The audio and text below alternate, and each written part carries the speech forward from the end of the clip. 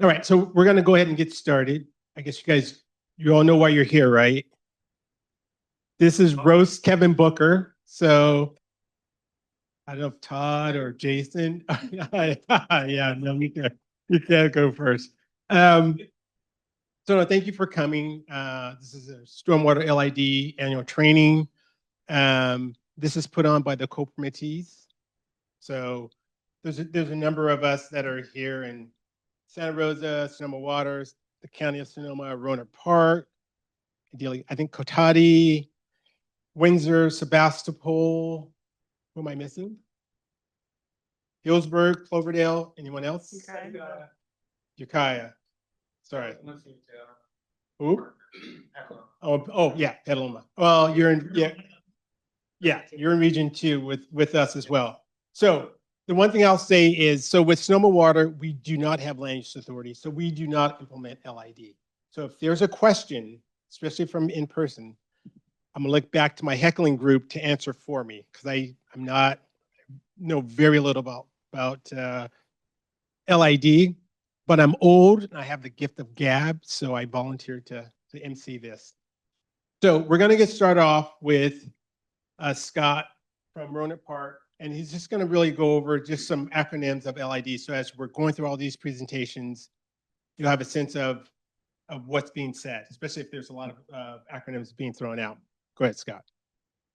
All right. Hello, everybody. Welcome. Scott Sanders from Rohnert Park.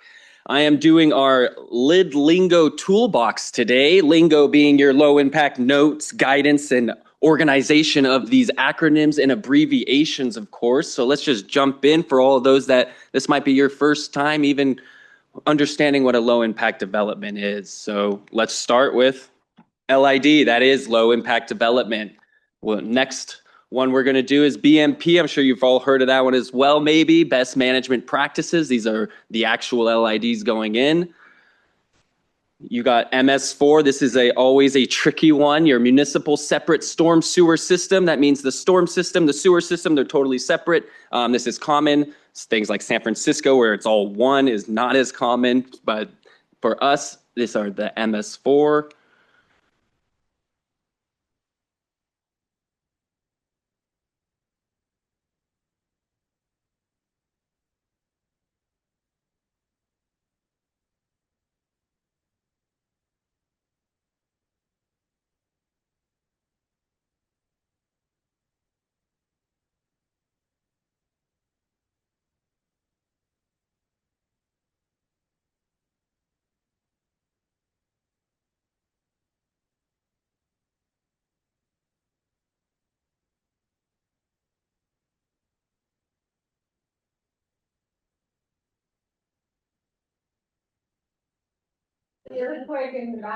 All right, so sorry. Our whole system just shut down. Microphones, computers, everything. Apologies. We'll get this back up and running. Hang tight.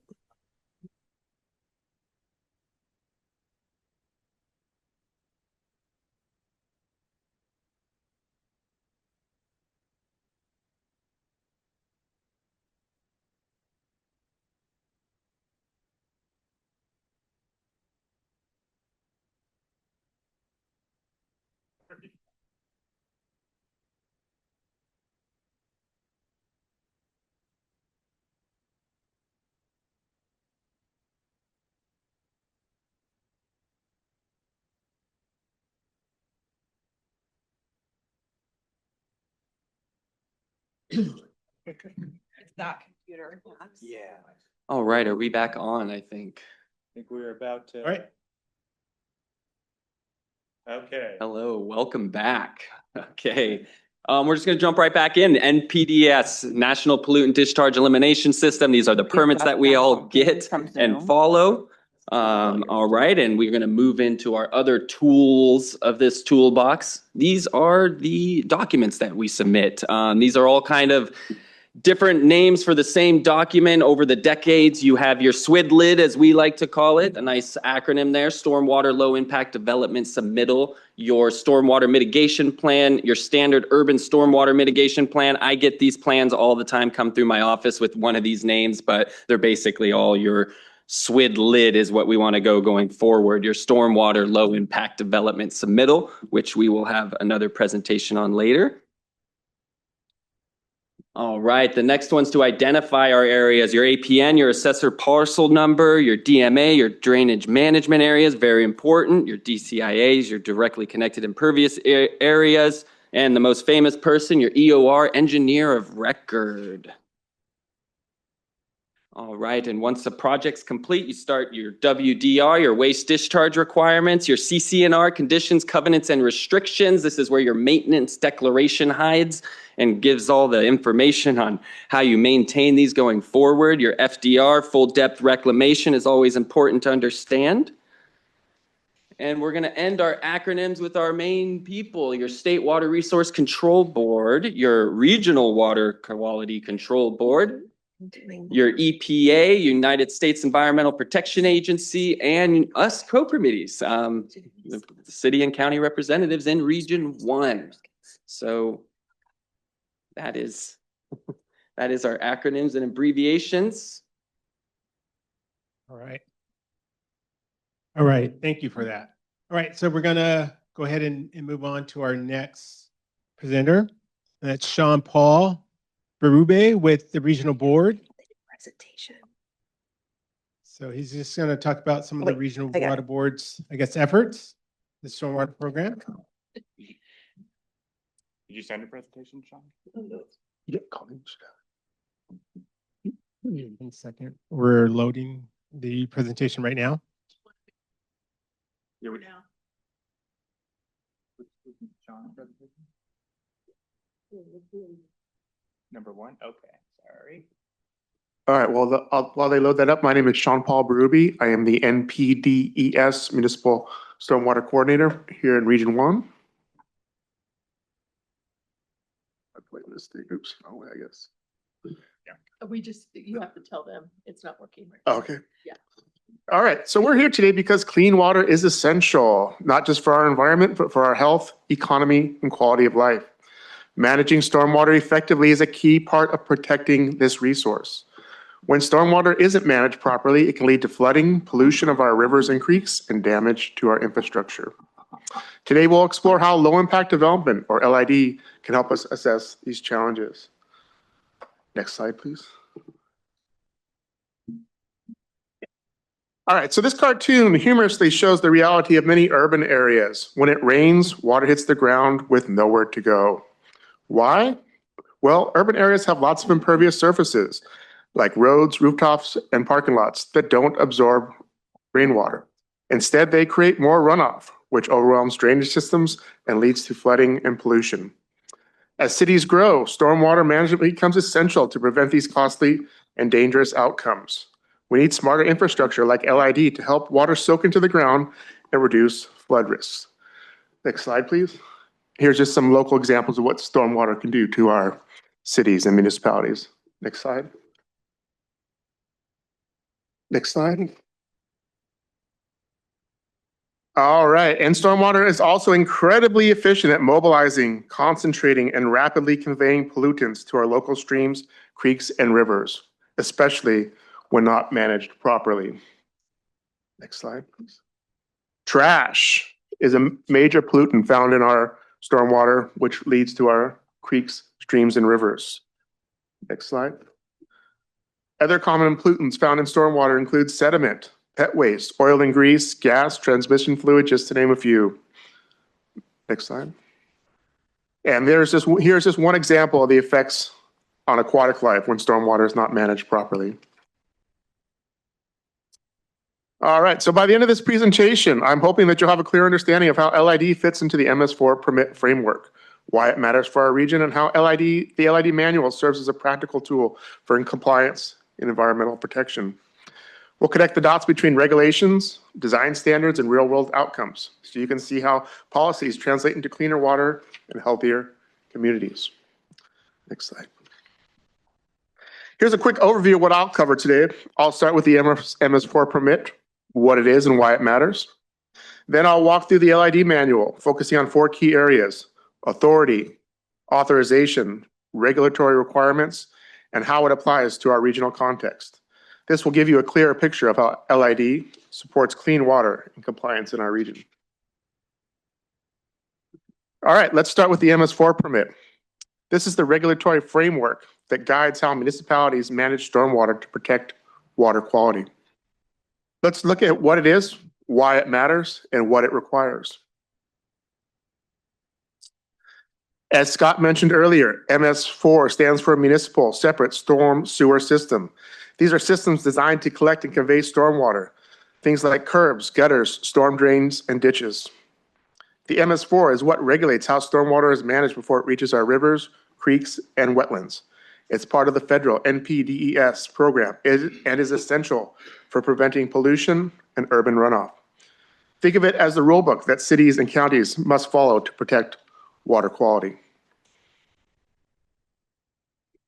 The MS4 permit outlines what municipalities must do to manage stormwater responsibly.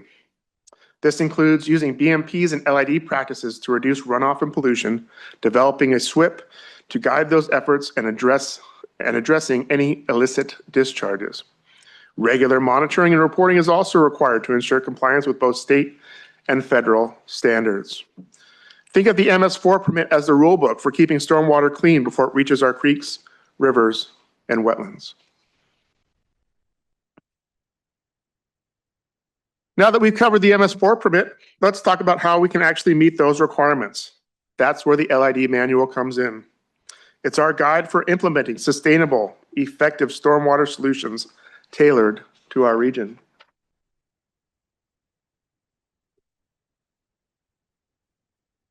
The LID manual isn't just a best practices guide, it's a regulatory tool. The authority comes from the Clean Water Act and is enforced regionally by the North Coast Water Board. It provides the technical framework for how municipalities and developers can meet MS4 permit requirements using LID. If the MS4 permit tells us what needs to happen, the LID manual tells us how to do it and sets the minimum standards we must meet.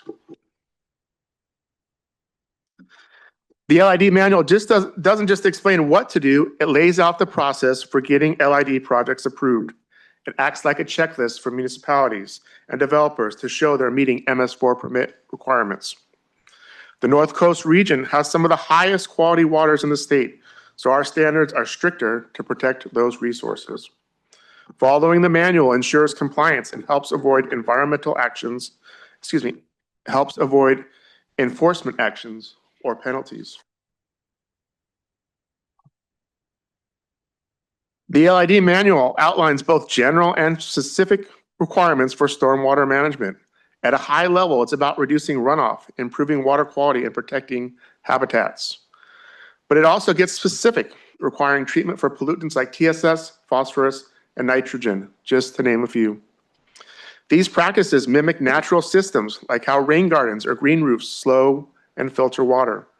And importantly, these aren't optional. Compliance is enforced through inspections and reporting, with penalties for violations. The LID manual is tailored to our unique environmental conditions of our region. It applies across the North Coast region, from urban development to sensitive ecosystems like wetlands and groundwater recharge zones. Because of these differences, requirements can vary by municipality. Some cities may have stricter standards based on local needs.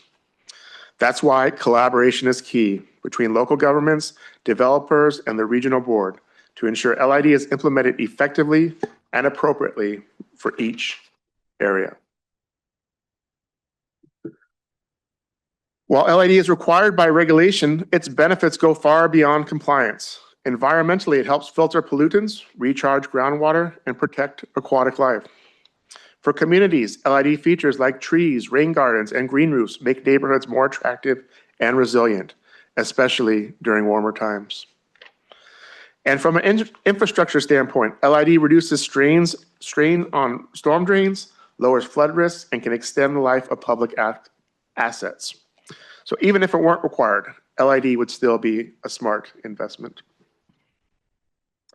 Thank you for your time and attention today. As you've seen, stormwater management isn't just a regulatory box to check. It's a real opportunity to protect our environment, strengthen our infrastructure, and improve our communities. Thank you. Thanks, Sean Paul. Go ahead. You're gonna clap?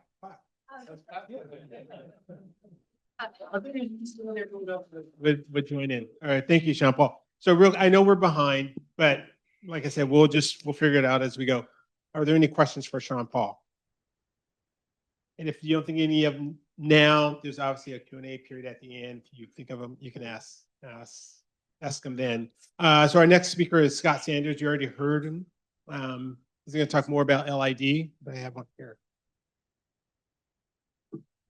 So LID requirements and what information you need when proposing LID facilities. So Yes. Scott. So as I'm going to start going a little more into the specific requirements that the LID manual goes over, that our MS4 permits go over, why we do what we do. And as we go further into this journey, let's focus on the cornerstone, this stormwater low impact development technical design manual. This is basically the first thing we open when we decide, do we need an LID? So let's go right into it.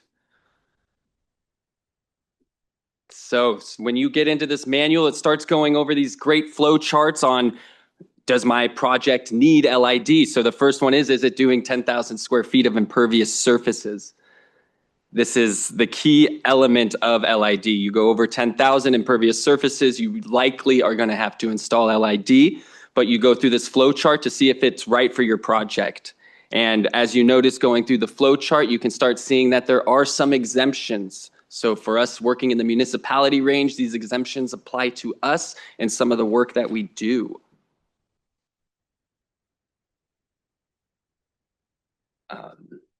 Let's go. Yeah, let's skip. Go forward. Oh yeah, I'm sorry, go 2 forward. 2 forward, sorry. Yeah, all right, our exemptions. So the exemptions for LIDs is routine maintenance, emergency activities, and public utility projects. So what does all this exactly mean? We are going to start with our routine maintenance. What is defined as routine maintenance? Go to the next slide. All right, so this includes all activities such as overlays, resurfacing of existing roads, parking lots, as well as trenching and patching activities and re-roofing activities. And this includes activities to maintain original line, grade, hydraulic capacity. And what does that exactly mean? Well, if you're not going all the way to the subgrade, then that is considered maintenance activities. Once you start digging into that subgrade, you start triggering LID. The next one is emergency activities. You know, your LID's on fire. What do you do? Kidding. Emergency activities are basically what that means is you have to go in there and you have to fix something.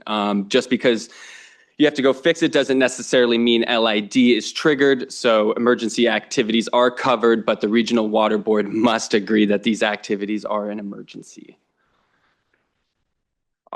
Our last exemption is public utility projects. This specific exemption is tailored for projects that are focused exclusively on installing or reinstalling essential public utilities such as sewer or water lines.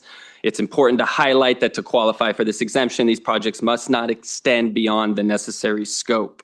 This means any additional streets or road development or redevelopment activities. The only exception allowed is the paving work required to rectify the impacts of construction on existing roadway. When you go deeper into this manual, you'll start seeing these tables. They're very helpful. You start going and you start analyzing what your project's trying to do, and you match it to this table, and the table will help decide exactly what BMPs you might need to install. These tables explain sites that are either over an acre or under an acre. You've got this hydro modification controls when you go over an acre that you need to focus on. And these charts really help you get through to what you actually need to install. But always know that trash requirement is always right up there with everything you do. And then that's just the ones over an acre. And then we're just slightly touch on off-site mitigation requirements.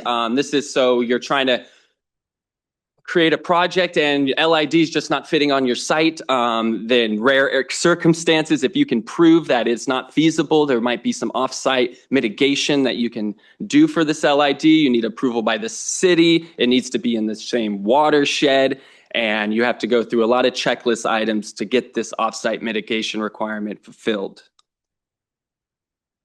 And for all of us municipality people, the permit requires us to inspect these LID features every 2 years. So that means every 2 years, we have to have an inventory of all LIDs in our city, and we have to inspect them. We have to, during this inspection, we go look at the maintenance declaration. We see what kind of maintenance has been happening over the last 2 years, the checklists that they should be providing.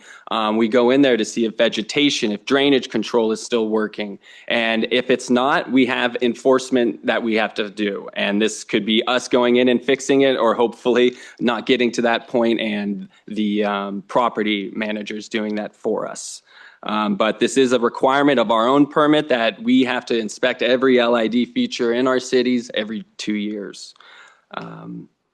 And that's the main requirements.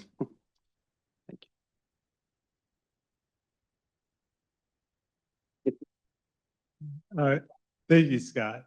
Yeah, and so yeah, I'm always looking at Alyssa. I'm gonna say, okay, if she starts, I know everyone else will join in. So thank you for that, Scott. Yeah. All right, so our next speakers are Elizabeth Cargate and Anna Perez with the town of Windsor. Every time I see SW Liz, I try to say it. I think Scott can say it just very fluently. I start to say it and I just get stuck. So I'm just going to say stormwater LID template. Elizabeth and Anna are going to talk about that. There you go. Swillid. Oh, this is loud. There's several variations. Yeah. Hi, I'm Elizabeth Cargay. I'm an environmental program manager with the town of Windsor. And I have here with me Anna Perez, who is a town of Windsor environmental analyst with our Water, Environment, and Sustainability Division in Public Works Department. And yeah, we're going to be talking about the Swillid report. That is what comes next after you determine you have to do LID.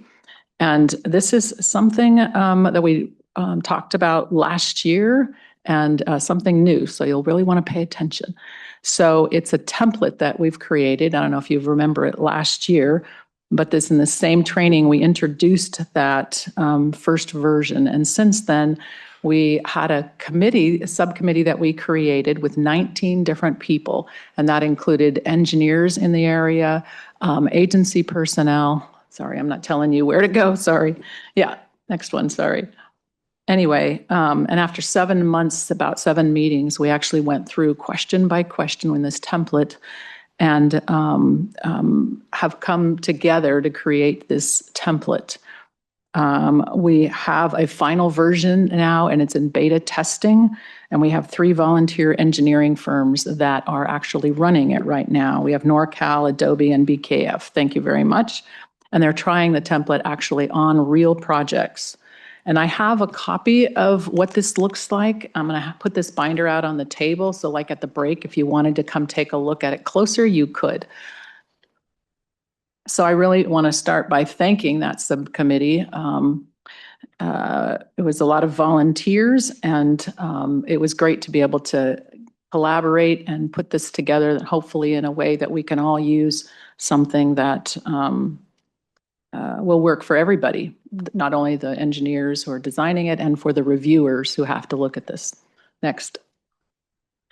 So here's sort of the first page of what it looks like. This new template will be hopefully easier to prepare, easier to review, easier to update. We have a few changes in it, so you'll want to pay attention here. We created a document that has no repeat questions, so you don't have to fill in, the site address 5 times. You do it once and it's in one location, so it's really great. For the initial SWIDLID, or what we're calling the pre-application submittal, the initial SWIDLID, you'll fill out it partially, and then you'll fill out the rest of it during your final SWIDLID. And you can see on this this first page here that you'll see the yellow areas where you can fill in. So it's really easy to see it. And then as you fill it in, the lines will expand if you need it. So it's expandable. This document will be locked, and don't change the numbering system. I'm telling you that right now. Even if you don't fill in a question, just leave it. And then we don't want you to fill in, take this document and create your own version. We'd really like to have you use this fill-in template as it is. And then when we're all ready and done with the beta testing, we'll put it on all the jurisdiction sites to use. Next. So here's the template lineup. We have 7 different sections. Each section's about 2 pages long, except for section 2 and 4, which is going to be sort of the meat and the details of your project. And section 1 is going to be the applicant and project information, and you'll put your determination worksheet in there. Then section 2 is the design information. There's going to be a lot of information in that one, and we'll go through each of these sections. Section 3 is the LAD calculator sheets. Section 4 is site-specific plans and detailed exhibits. 5 is your maintenance agreement. 6 is any maintenance specifics. And section 7, which is kind of new, is post-construction documentation. Next. Section 1, applicant and project information. Next.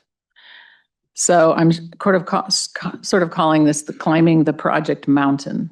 Again, it's one document that you'll have just building on the previously submitted one. The pre-entitlement SWIDLID, which we're calling PE there, you see that highlighted. It's partially filled out. Then you move into the next document, which is the final and filled out document with your exhibits and plans and everything, except for sections 5 and 7, which is your agreement and the post-construction information. And you'll then get the LAD features built during construction, and then you'll record your maintenance agreement, and you'll get the engineer's sign-off.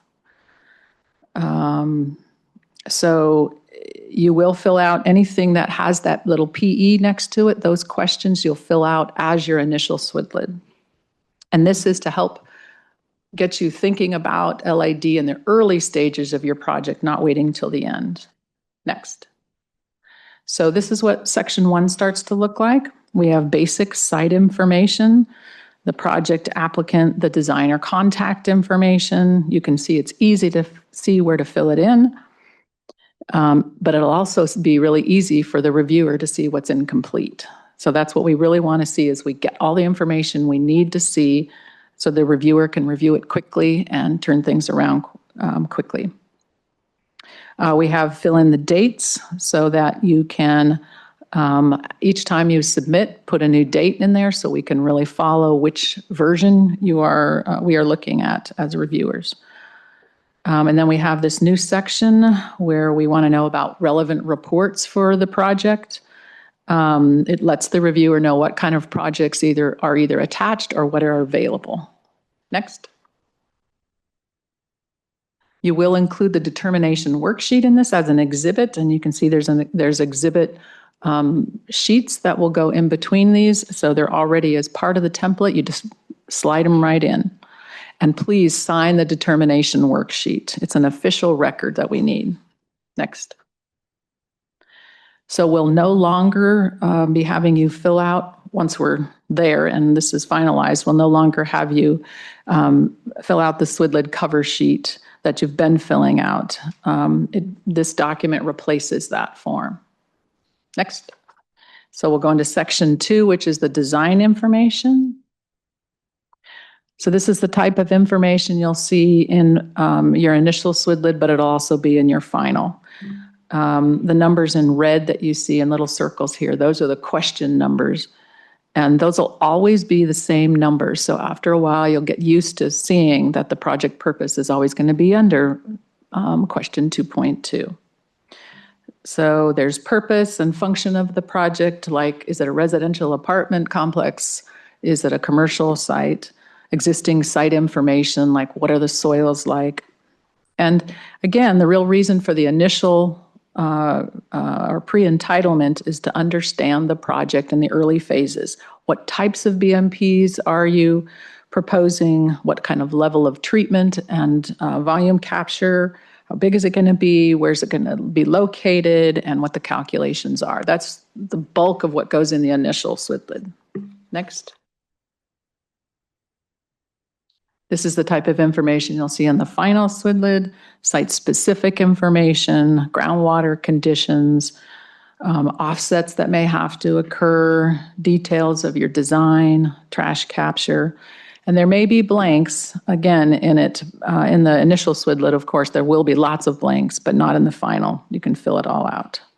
All right, we'll look closer at section 2, the project purpose. This begins with answering a question about the purpose for the development. Again, notice those PE highlights. Those will be filled out as your initial SWID, so it's easy to see. Next. Then we go forward in looking at existing conditions, what impervious areas are, what nearby creeks there are, what permits, water board permits are there, is there a 401 or 404 required? And this will help the reviewer understand what kind of permits that may be required. Next. We go into clarifications of where you're getting the data for like soils and groundwater information. We actually ask that. Description of your groundwater information in more detail, but hopefully the questions, the way we've asked them, they'll clearly get the answers that the reviewers need for review. Next. We move to post-construction questions starting at 2.8, such as runoff reduction measures, drainage areas, and proposed offsets. Next. So we need to make sure that we're giving more site-specific justifications. So this is a good example. It gives a clear explanation of why the lower priority BMPs were chosen. It focuses on site-specific information such as proximity to building foundations. Sometimes we get explanations that just say, oh, we can't do it, and we don't get good explanation. We really have to provide good justification. It's actually a requirement, so we need to make sure you see that and address that. Next. This is what question 2.10 looks like. Identify your priorities and provide the justification of why a priority 1 or 2 BMP won't work. Next. Question 2.11, we'll fill in what level of treatment and volume capture will be required. Again, this will always be the same question every time you do your report. It will not change. Next. 2.12, it's the discussion of offset, whether on-site or off-site. So on-site offset must be for volume capture only and must always have jurisdiction approval. Off-site offset must have an approval by the jurisdiction and the water board. So we have a place now that to make sure we understand when the water board needs to get involved. So again, we can get that done earlier. And hopefully this will speed up the process. Next. This section is important information that's been sometimes lacking and confusing during construction.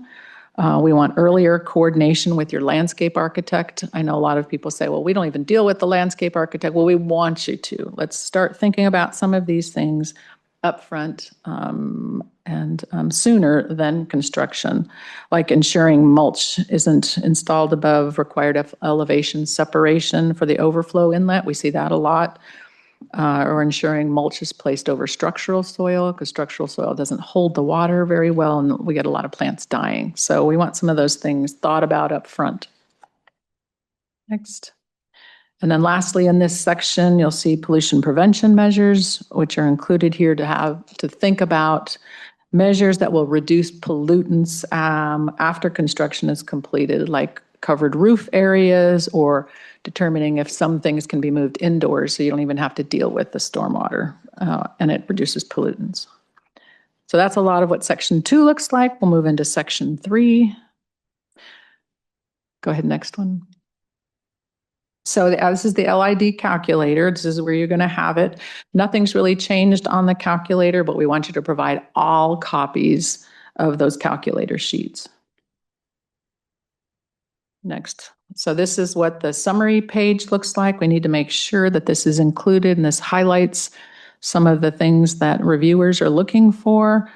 It shows, what features were chosen, what sizes, priority levels, and the design results. So this is a really important page that gets included. And then the individual calculator sheets, we need to see all the sheets included. Sometimes we'll get 2 pages, sometimes we'll get 3 pages. Make sure they're all in there. So there's one sheet for each LID feature, and it has all the details of that particular BMP. And so we want to see all of those. Okay, so I'm going to turn the presentation over to Anna, and she's going to go through sections 4 through 7. Thanks. Thank you, Elizabeth. Good morning, everyone.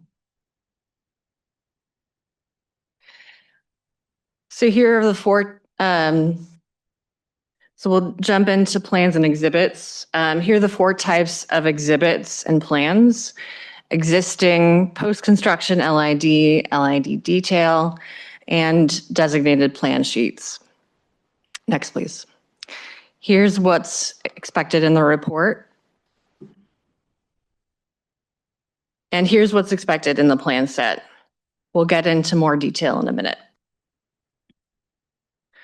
All your LID plan sheets and figures, except the detail sheets, should have this table. Include as much information as you can with the information you have available for each submittal.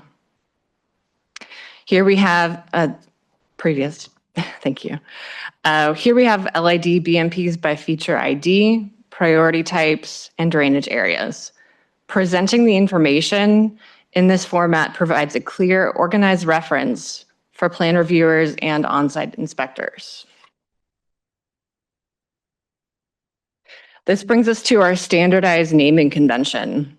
This is applied for all submittals in the co-permittee jurisdictions to make submittals simpler for project designers.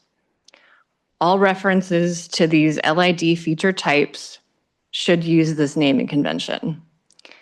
And I know that each jurisdiction has their own naming convention, and they will adjust their records to their own conventions after construction. Next, please. Here are the elements required for the existing conditions exhibit. And here's an example that's pretty close to what we're looking for.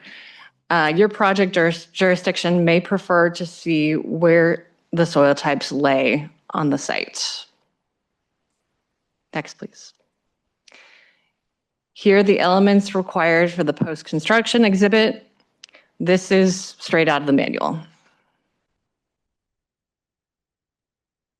And here's the figure. The plan sheet and the report exhibit should be identical. Again, this is pretty close to what is expected, but the table should be complete with all the categories I showed a minute ago. Also, the naming convention needs to be applied here. Notice that the LID features in the outlines of the drainage areas are highlighted in contrasting color. This makes it easier to distinguish from the rest of the site. Next, please. We then have the construction detail, which should be on the plans and the report. Everything should match. For pre-entitlement, you can use the standard fact sheets, but only if the design doesn't vary that much from the standard. Otherwise, you must provide a project-specific drawing, and this specific drawing is definitely required for post-construction submittal.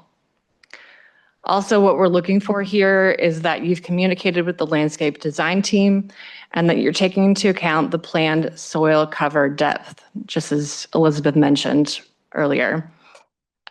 So soil cover, we're talking about mulch, for example, and you need to make sure that you retain the required ponding depth. This avoids creating extra work for the contractor down the road, having to dig up the top layer and replace the ground cover to make sure we get that minimum ponding depth.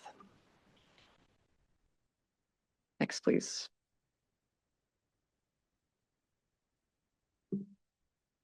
Something new for this template, all jurisdictions will require a dedicated plan sheet for LID. Remember, the contractor won't be looking at the report.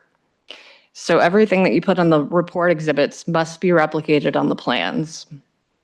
If you do it right, other than the planting plan, you only have one drawing to do, and you can resize it for the corresponding document. No more rifling through the plan set to figure out which sheet the LID features are on. This is a big sticking point for those of us who do plan review. So this brings us to section 5, the maintenance agreement. The maintenance agreement, also known as the Declaration of Covenant or DOC, is often the only document that the property owner or property manager will see in reference to the LID features on the property.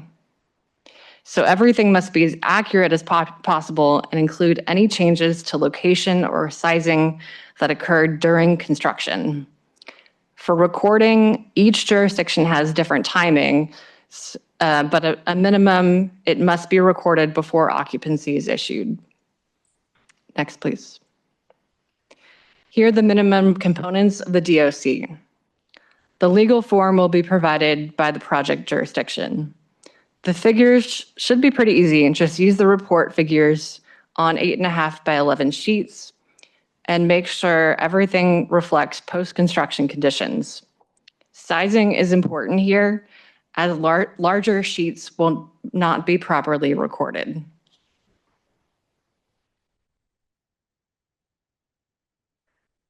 So this brings us to section 6 of the template, maintenance specifics and the standard maintenance plan. Next, please. These are the 3 main components that designers will be responsible for reporting. Maintenance requirements for manufactured features, who will be responsible for maintenance, and how will that maintenance be funded? Next, please.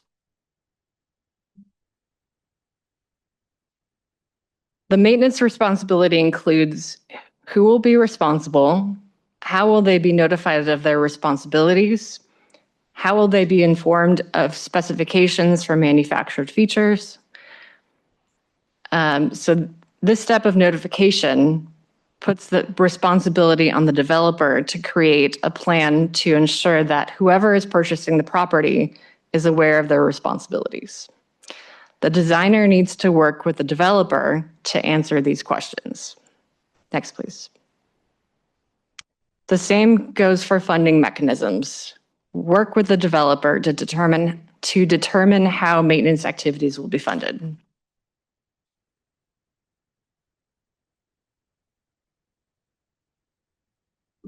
So we get into the cost table. Here's an estimated cost table that needs to be included in the report. Eventually, we hope these cost estimates will be added to the LID calculator as a regional standard, but for now we have this table in section 6 of the template. Next, please.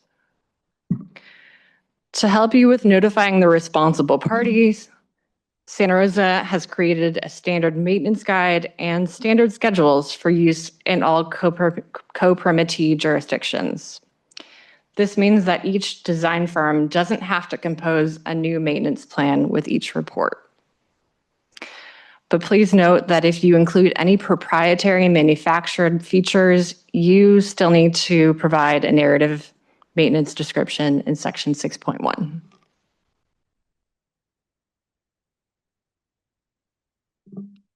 So there are standard maintenance schedules for most types of LID features. Next. And they include maintenance activity, description, recommended frequency, and the seasons each activity should occur. Next, please. Manufacturer guides should be included for features like tree pods, flow-through planters, capture devices, underground storage, and many others. The combination of the standard maintenance guide, the standard maintenance schedules, and any manufacturer guides will help you give the future property manager a complete picture of the LID maintenance requirements. So say you're the designer and you've submitted the pre-entitlement submittal and it was approved. Good job. Things are moving along and you have more details. So you've submitted the pre-construction submittal and it was approved. The contractor gets their permits and you're done with the project, right? Wrong. The LID manual actually requires a final submittal from the designer. And now all the co-permit jurisdictions will be enforcing this requirement. Next, please. The final submittal is two parts. A letter certifying that the installed LID meets the design intent.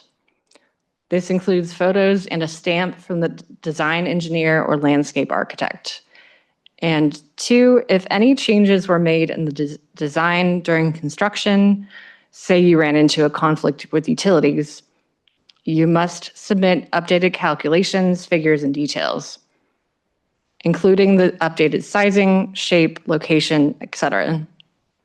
Again, this is really important for the designer to ensure that the design was properly executed. Both steps are required before occupancy can be issued. Now I'll hand it back to Elizabeth to share some final thoughts. Okay, so we've begun beta testing, like we said. They're testing it in the next few weeks to see how it works. And once that document's finalized, it'll go into the LID design manual. So all jurisdictions and engineers will use the same locked standardized template.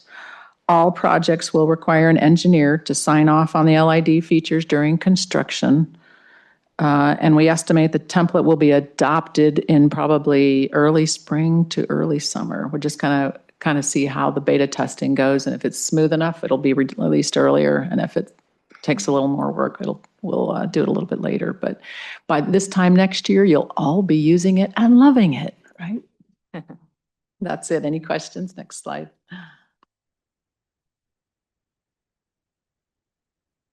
Any questions?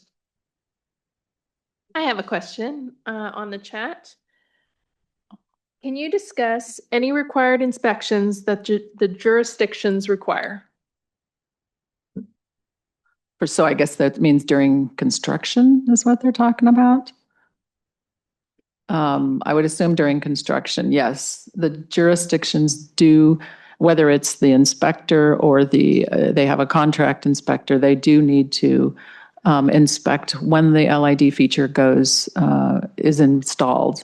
So usually they'll check to make sure they've dug it all the way down to the native soils, to make sure it gets to the right depth. They'll check the soils submittal, make sure the right soil gets put in there. They'll check the piping, and then they'll usually check like a final time when it's planted and irrigated, and make sure that they didn't use it during construction. A lot of times they'll try to use LID features that are not planted yet, so they have to make sure that it'll flow through.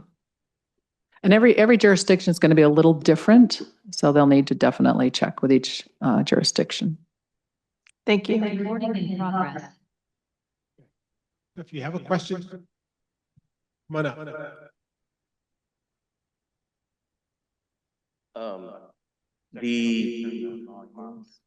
At the end of the project, when you guys were just talking about getting the sign off and making sure that the depth, making sure the depth of all the LID features are good to go. Is there a way to get the water board involved, or can we take that document and use it for, say, notice of termination for the permit? Because it kind of goes hand in hand. Like when the project's finishing up, LID features are done, we're trying to get the NOT for the owner or whoever, property owner. Right, the sign. So you're talking like the engineer sign off. Yeah. Can we use that? Right. That's a good question. Maybe we could use because the water board as part of that, but they need to see photos, so they'll want to see that for sure. Okay, that. And usually those NOT documents are photos of like the entire site. So this document, No, I understand. I'm just trying to, it could be a supportive document. it could be a definitely. supportive document or maybe get rid of some of the redundancy Mhm. that we face sometimes. Okay, well, that's a good thought, but we do need the photos, we need the DOC recorded, so there are multiple parts to this.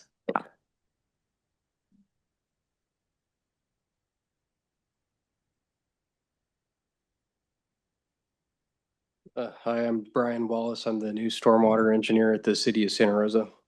In regard to the required inspections, Can you speak into the microphone a little better? Thank in you. regard to the required inspections, would you anticipate that the design engineers should also inspect construction similar to what the city inspectors would be so that they can see the full picture? Yes, Okay. And then in regard to the site plan requirement for the maintenance agreement on an 8.5 by 11 piece of paper, that should probably be resized. So it's easy to read instead of like showing a 30 or 24 by 36 onto that, right? yes. Okay, thanks. Do we have any more? Do we have any more questions for anyone in the house? I have one last thing to quickly state on this, and then we can go to that. On that maintenance agreement, I want to make sure you guys understand that we've created a standardized maintenance agreement. You won't have to have a maintenance agreement unless there's something like a priority 6 specific type of thing. But if it's all the generalized bio retention and everything, we have a standardized maintenance agreement now. You can just insert that. You don't even have to create your own parts anymore. So hopefully that'll help reduce some of the work you have to do. Just want to make sure you understand that. Go ahead. Ulyss, are there any more questions online? from the chat?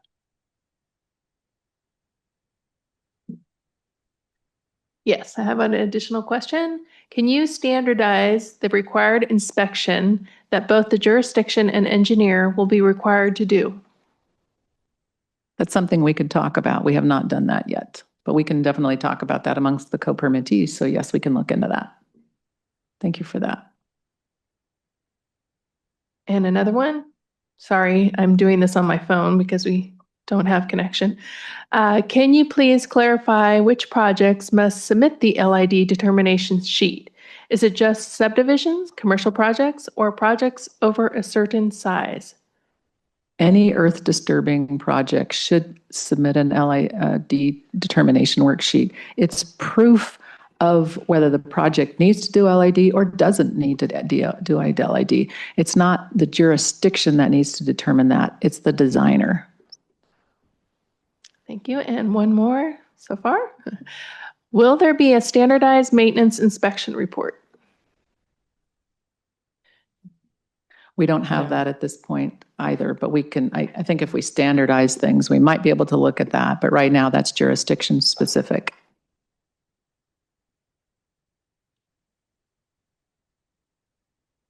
Go ahead.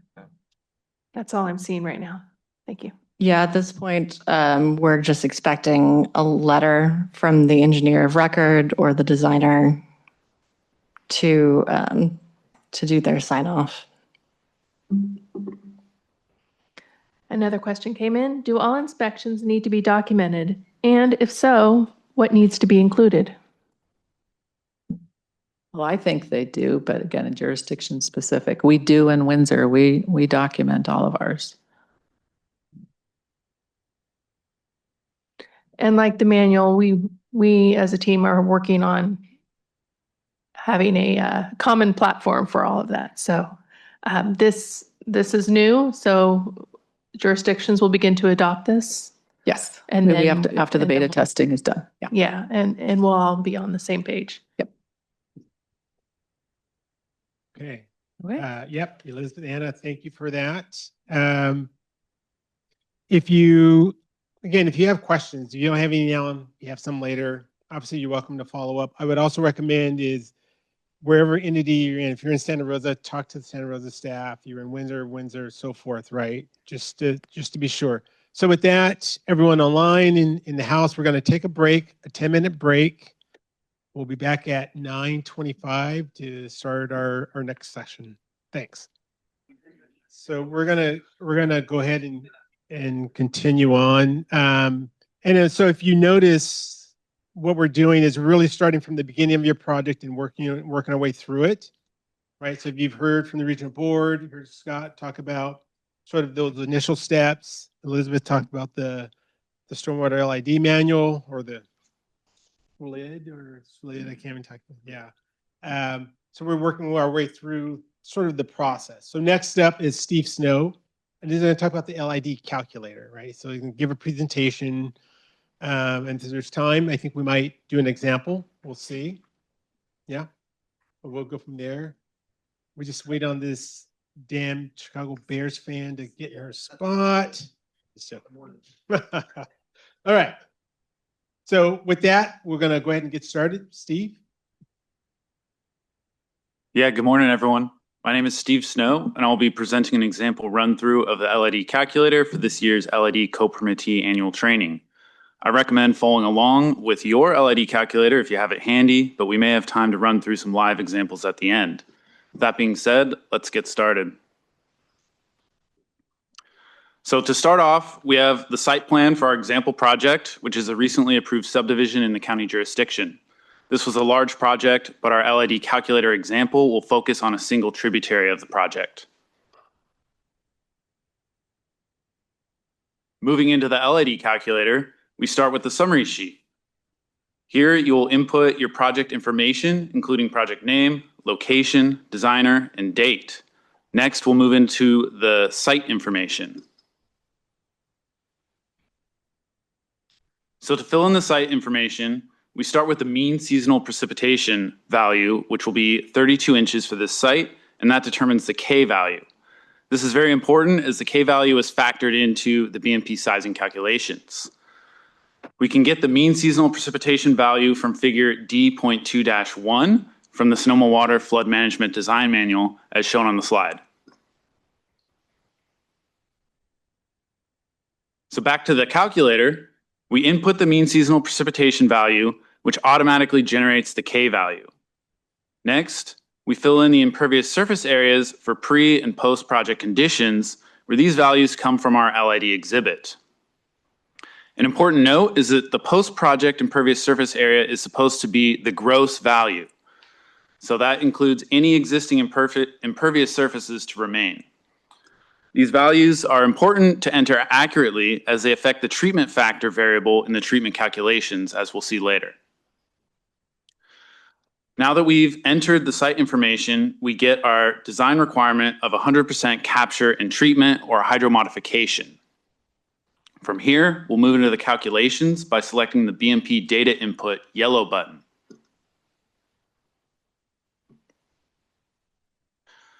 So before we move to the BMP input sheet, let's take a look at the LID proposed conditions exhibit, which is where we find the tributary area of 28,732 square feet. I'll give you a second to take a look at the project there. So onto the LID calculator BMP input sheet, we'll add the tributary area, which factors into the subsequent BMP sizing calculations. Here you can also select the type of BMP, but that does not factor into the design calculations.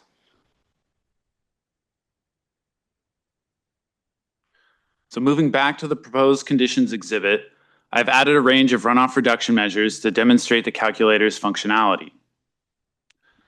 First, we have an evergreen interceptor tree. Next, we have a deciduous interceptor tree. 1,000 square feet of disconnected downspouts, 1,000 square feet of paved area disconnection, and 1,000 square feet of impervious area draining to a vegetated buffer strip. So those will all be reflected in the runoff reduction measures. So back to the calculator, we're in the runoff reduction measures section, and we can see where each reduction has been added. Before we get into the specifics, I'll briefly discuss runoff reduction measures, for which further information can be found on page 33 of the LID manual. I also discussed these in greater detail back in the 2022 training, if you'd like to refer back to that training for more information.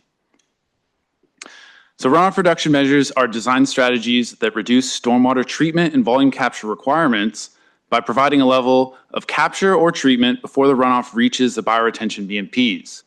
And these reduction credits can reduce the area that needs to be mitigated by up to 50%.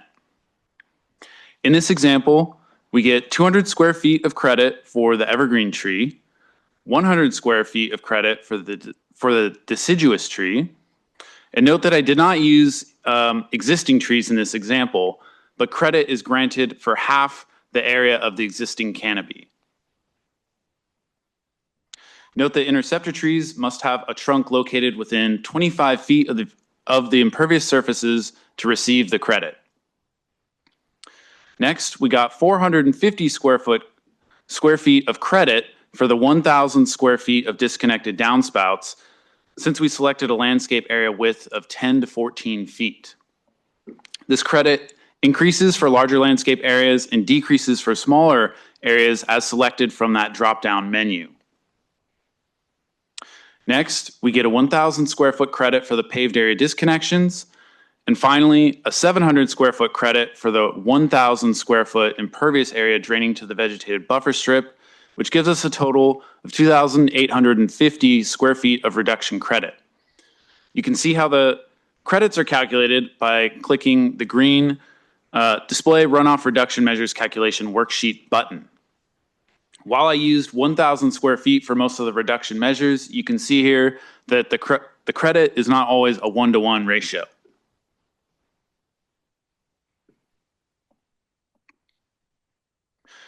So our next section in the calculator is the hydro modification or 100% volume capture, which we have selected since there is over 1 acre of impervious surface area, where that requirement can be found in Chapter 2 of the LID manual, as was referenced in some of the previous presentations. To start, we need to input curve numbers, where we can either select preset values from the drop-down menu or calculate a composite value. You can use the curve number worksheet tab in the calculator to calculate the composite curve numbers. In this case, I'm using a preset value for 1/8 acre or less townhouses, which corresponds with a curve number of 90. When using the presets, it's important to select the hydrologic soil group, since that impacts the curve numbers. In this case, we have hydrologic soil group of C.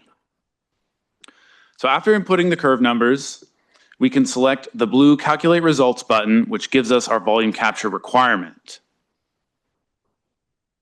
Moving down to the BMP sizing section, here we can iterate the BMP dimensions to verify that we are providing sufficient volume capture. In this example, I use a common porosity value of 33%, for which your reviewer is typically going to request a source, or you can state that as one of your assumptions. Then we set the dimensions at 3 feet deep, 15 feet wide, and 40 feet long. I've also elected to claim ponded water capture as well, which can be used for priority 1 bioretention, which does not have a perforated pipe. And you see that I claimed 6 inches or 0.5 feet as our ponded water depth there. So note that when utilizing ponded water without a perforated pipe, drawdown calculations are also required, which is based on the underlying native soil infiltration rate to demonstrate ponded water will not stand longer than 72 hours, which is a source for vectors. And that's using the native soil infiltration rate because that's going to be your limiting layer for infiltration. So clicking the blue Calculate Results button gives the volume capture our design achieves and the percentage of the requirement which must meet or exceed 100%. For 100% volume capture with priority 1 BMPs, we would be done at this point, but for this demonstration, I'm also going to use the treatment calculator.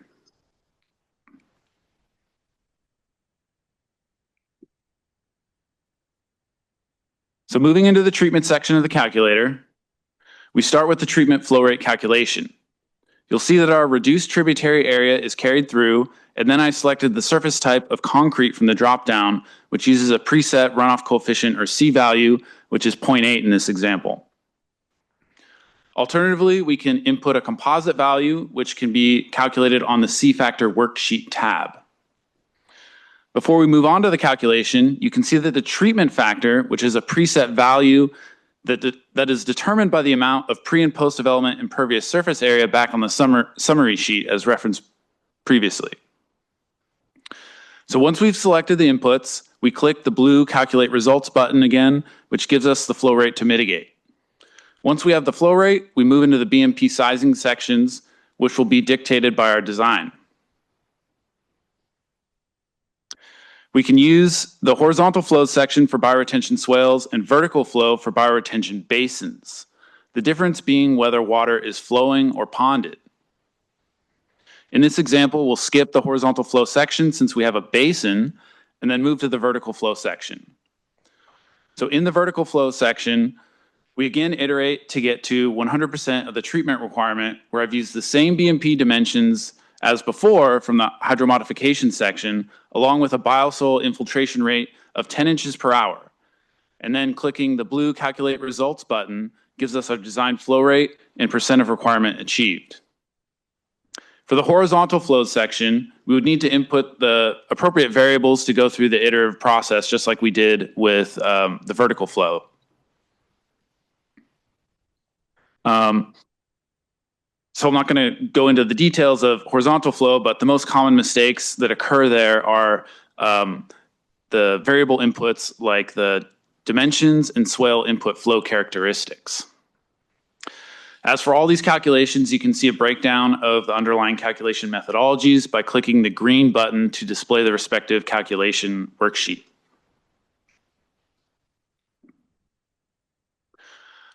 So while our example did not use delta volume capture, that section of the calculator is shown here, and I'll discuss it briefly. Generally, it functions the same as the hydromodification section, except you have curve numbers for both pre and post development. Both of these conditions can be preset values or composites. Another difference between them is that when using delta volume capture, the treatment calculations must accompany them, where that's not the case for hydromodification unless you're using a treatment train or lower priority BMPs.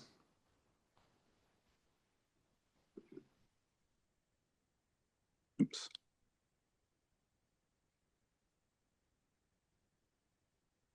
Sorry about that, wrong way. So after finishing in the calculator, we return to the plans where the BMPs are identified with the dimensions and the applicable details. Note that in this example, I use simplified dimensions that aren't necessarily reflected on this site plan. So that concludes my presentation. Happy to answer any questions or run through a few scenarios live on the calculator. Thank you.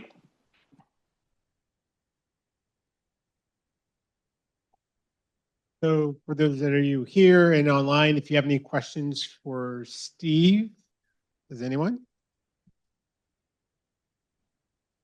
And if not, is anyone interested in running through a live example of using the calculator? Yeah. Steve? A live, want to do a live? Yeah, sure. All right, just give us a second while Steve set it up. Yeah, let me just make sure I have permission to share my screen and Zoom.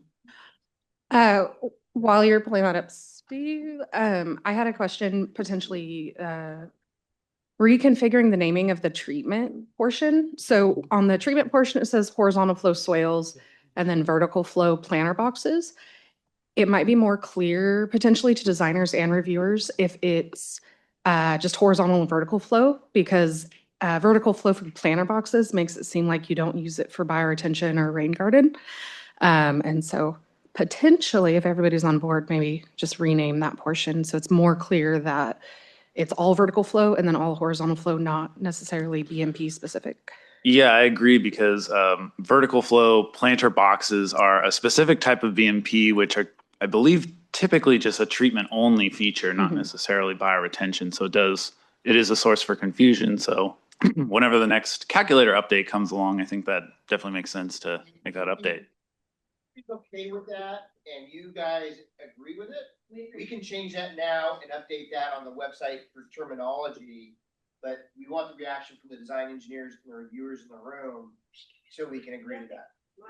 So Nick Sedano from City of Santa Rosa is saying they can make that change if everyone's on board.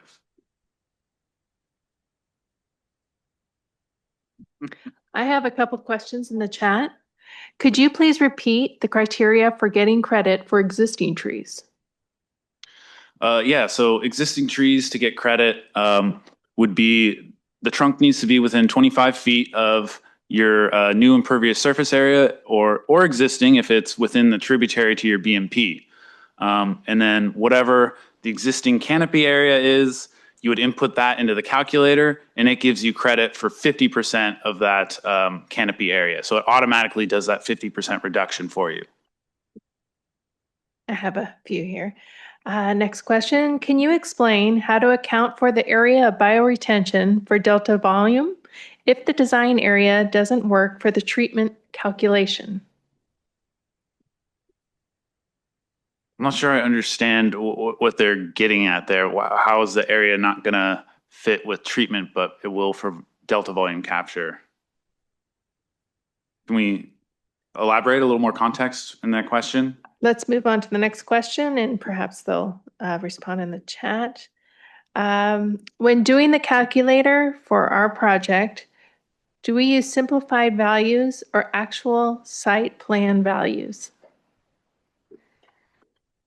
So it sounds like that's talking about curve numbers. Again, I'm not sure what values they're talking about, but yeah, so the simplified values you can take from the pull down menus for whatever classification there is for your tributary area, or you can do a breakdown of each surface and a respective curve number for each and calculate a composite value and input that. So you have that option of using those presets drop down from the menu in the calculator or calculating it as a composite where there's another tab in the worksheet that allows you to input those values to calculate that composite curve number for you. And same likewise goes for runoff coefficients.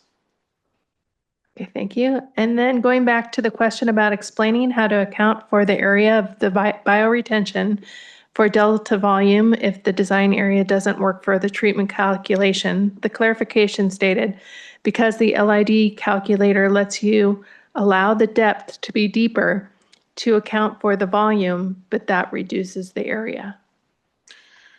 Yeah, so in terms of volume capture, yeah, you can reduce your surface area by increasing your depth and still achieve your volume capture goals.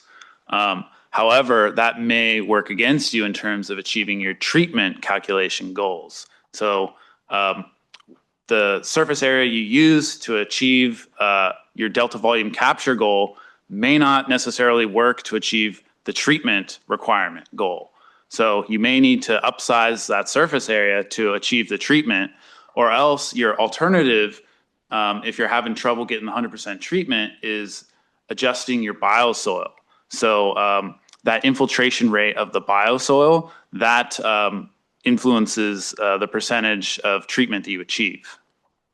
So higher infiltration rates correspond with a higher treatment rate. Next question. When do you use hydromodification versus delta volume capture? Yeah, so that's covered in the manual. I think Scott showed that clarification, but it's over 1 acre is 100% volume capture and hydromodification, and anything that's over 10,000 square feet or less than an acre is subject to delta volume capture and treatment. We have a request to run through an example-based project that someone is working on in Santa Rosa. Can they reach out to you directly for assistance, or anyone want to volunteer that? Yeah, or if they want to share specific inputs that they want to have us run through the calculator for a live example, we can do that too. We do have requests for additional calculator training seminars and want to know if there'll be any more in the future. Sorry.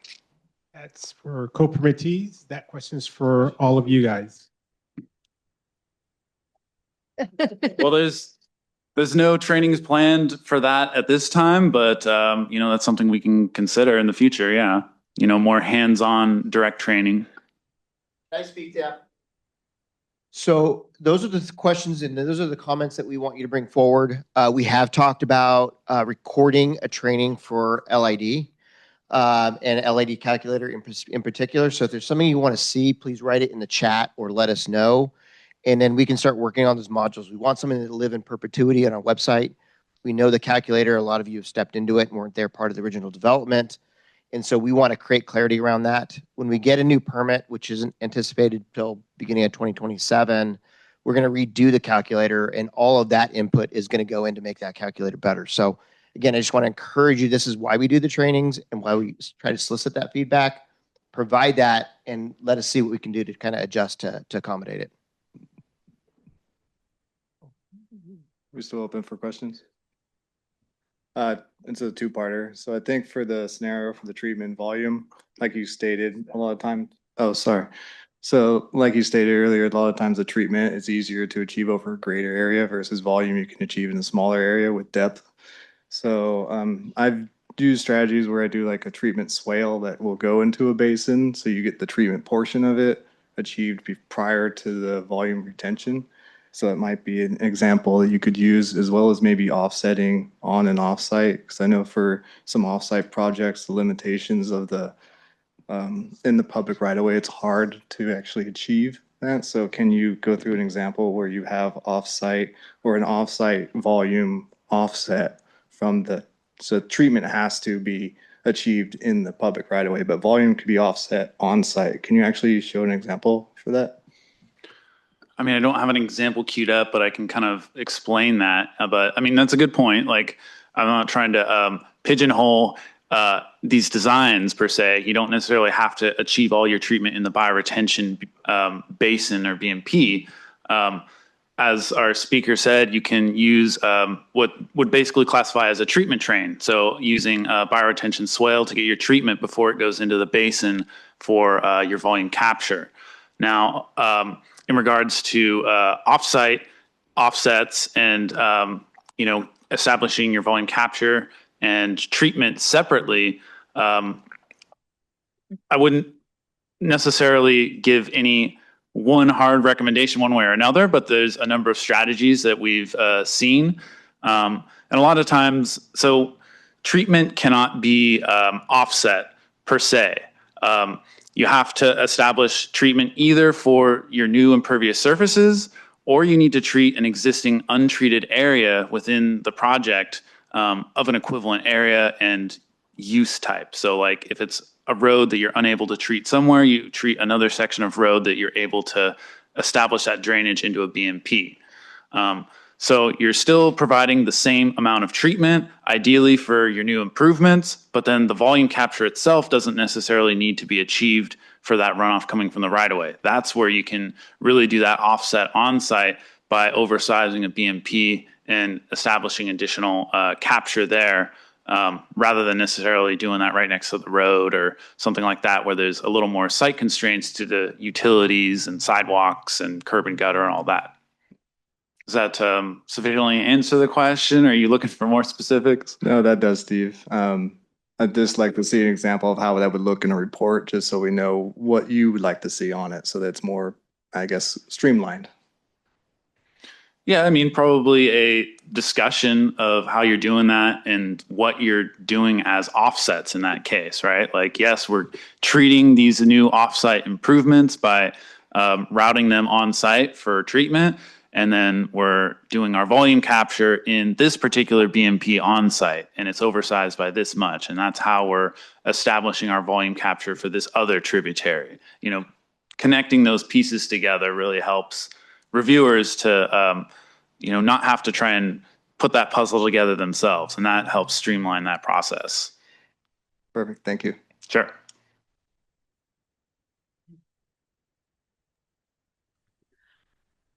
Can you clarify for reviewers and designers what is allowed for on-site offset for areas that are already providing 100% volume capture? So essentially, you're already providing 100% of the volume needed for that storm, but now you're saying you're oversizing it.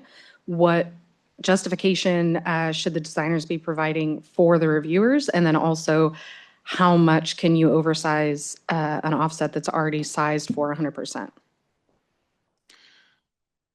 I mean, if it's already sized for 100%, I wouldn't say there's any limitation on how much you can oversize it, as long as you're still getting treatment for that other area that you're mitigating for. So, you know, maybe you have a priority 3 treatment only BMP for one area, and then the other one could be doubled in size to achieve the same amount of volume capture, you know, in the offset if you're limited, you know, by site constraints where you can't infiltrate in that specific area or something like that. So even with the hydro modification, 100% volume capture, if a designer is proposing an on-site offset, there is no limitation to how large that can be, and there's no justification for how much flow is coming into that area? Well, I mean, the calculator would justify the amount of flow, you know, the specific volume that's required or flow rate for if it's treatment that needs to be mitigated. So if you would run through the calculations for your area that's being offset and determine how much volume that you need to mitigate for there, or flow rate to treat for, and that would be how much you would need to oversize, add that much volume to your other BMP that you're oversizing to provide that additional capture, or oversizing to provide treatment. So, so I'm doing the review. So if a designer comes in and says, this area is collecting from DMA 1, 2, and 3, and we're putting it all into DMA 4, but DMA 4 may only get, you know, it only gets a certain volume. And so if we get up to the 2, 3, 400% sizing, are we now capturing the 25-year storm or the 100-year storm?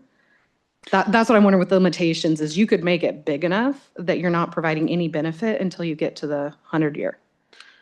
I mean, potentially, yeah. I mean, obviously, when you're oversizing that much, given that you only still have that same size tributary area to that BMP, effectively you end up treating, you know, beyond that 1 inch and 24-hour design storm. So you start getting into 10 or 20, you know, plus year design storms of capture and treatment. And I think the way to look at that is looking at the site holistically about the amount of runoff leaving. So imagine whether you had them broken up into multiple BMPs or in one, your overall amount of flow rate leaving the site should still be the same generally. Yeah, so just while we're working on the calculator and like language for the permit, if there were kind of a cohesive agreement on all the co-permittees on what we're going to accept as far as on-site offset, that might help. Yeah, I mean, generally justifications for those, you know, we look for reasonable justification that it's infeasible to actually treat or capture in a certain spot. You know, if you don't have the elevation to get that water to flow to that BMP, you know, that's could be a good reason. You know, or if there's a presence of utilities or something like that that prevent you from going from one spot to another with your runoff. So, you know, it's case by case basis as to what that specific infeasibility is, but if you can demonstrate that, I think that's enough justification. And if there's questions on it, I mean, what we've done at the county is bring them up to our regional water board folks for input, you know, on at their open office hours every month. So that's a good way to get additional input on those kind of questions. Yeah, I was just thinking while we're working on the permit language, it'll save the water board from getting questions from every agency if we can just kind of define it.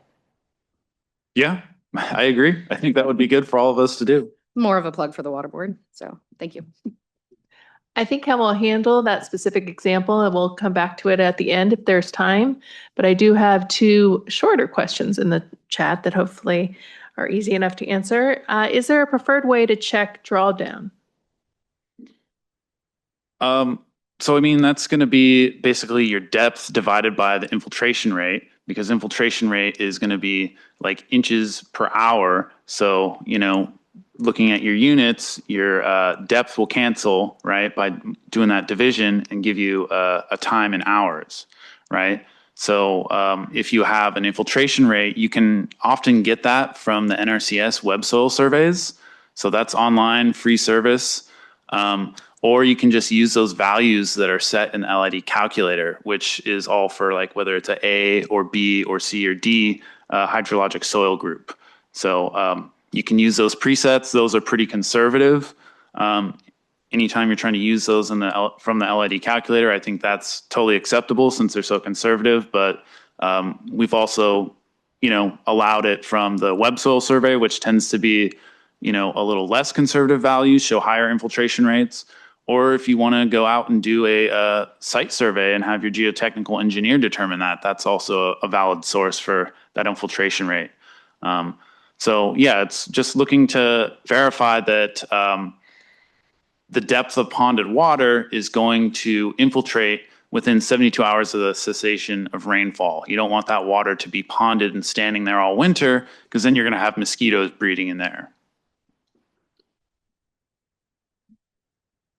And do we have specific instructions on how we would prove porosity? So what we've seen as reviewers oftentimes is cut sheets from the manufacturers. So that's usually for the biossoil, and that's or the drain rock, right? So the manufacturer usually has that information, and it's on a cut sheet. And if you include that cut sheet and you specify that that's the rock or soil that you're going to use, that value should be there on that sheet and be able to take that and plug that into your LID calculator. Steve, quick, I just want to clarify this. Drain rock is. Nick wants to talk again. So I do want to clarify really quick. You're saying drain rock, and I understand what you're saying, but I don't know that a lot of people out in the world understand that. When we say drain rock, we have requirements in our manual that you have to follow specifically that design. It's structural soil. Let's be clear. A lot of people are trying to put drain rock in scenarios next to roadside bioretention. That's not drain rock. That's structural soil. So I just want to be really clear on our terminology, because drain rock can be used in a rain garden that's kind of out in it, away from a roadway or structural area. So when we're up here talking about that, if you can just keep that in mind, because we've had people come back into our presentations that have been a little bit confused by some of the terminology not being present in those presentations. Sure. And yeah, to clarify, when I'm using those terms, a lot of times, so bioretention is split into layers, right? So your lower layer is where the volume capture occurs. Typically, that's where you have drain rock. And then your upper layer is where you're filtering stormwater, and the soil layer, which is supporting your plants. So that's typically the biossoil or structural soil, as Nick said. And then the lower layers, the drain rock, where it has higher pore space, higher amount of water able to be stored there and captured there. So typically the calculator is factoring only that volume capture layer, which is the rock below, but you could technically design it as just all structural soil and still achieve capture in that pore space. It just might not have as much pore space in the soil versus rock.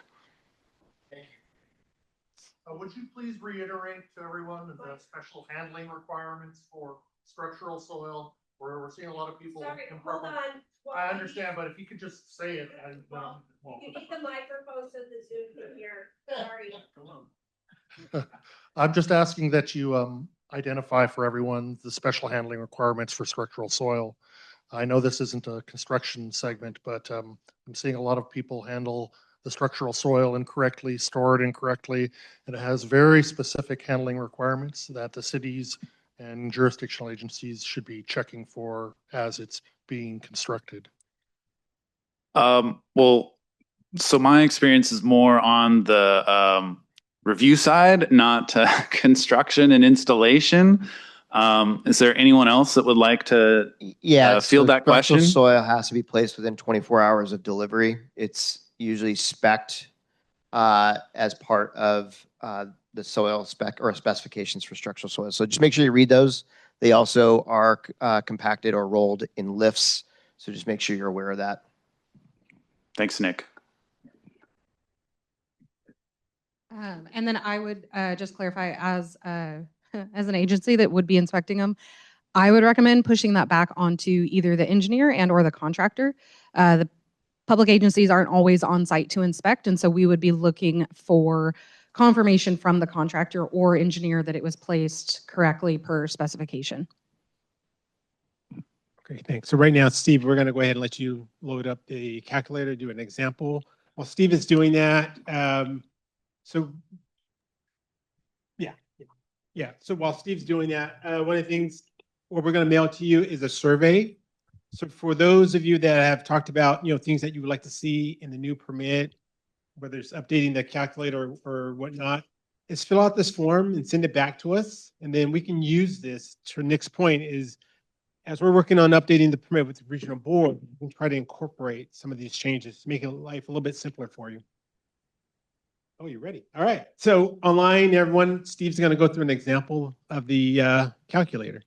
All right. So the question that we got was about a project requiring delta volume capture and treatments, and what portion of the worksheet to use to size the bioretention if it's not a swale.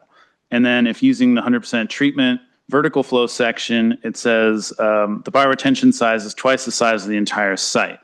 So again, that comes back to some of the specific variable inputs.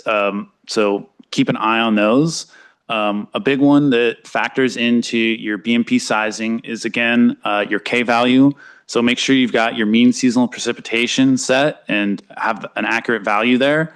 And I'll like run a number in there, and you see that automatically changes that K value. That K value carries through all the calculations for your BMP sizing. So you want to make sure you have that correct, because that will throw off your sizing. The higher the K value, the higher your BMP size.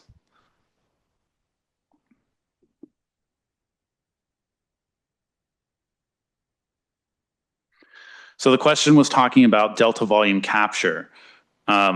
So if we make up a couple numbers here, like say 80 is the pre-development and 90 the post-development, right? Hitting the calculate results gives us the volume that we have to mitigate for. And then it's in the BMP sizing tool below that where you iterate to size your bioretention area, in terms of volume capture. So again, you set your porosity. So I'm going to set 0.4 for that. And I'm just, making up numbers here. It's an iterative process. I mean, as designers, you may have an idea of what you're looking to add in there to start, but, I'm just kind of winging this. So, yeah, I'll try to zoom it in a little. Is that any better? Okay. And then throwing in 35 feet of length, right? So, and that shows us, look, we only got 48%, right? So maybe we need to double up some of these numbers. And we'll also claim some ponded water, right?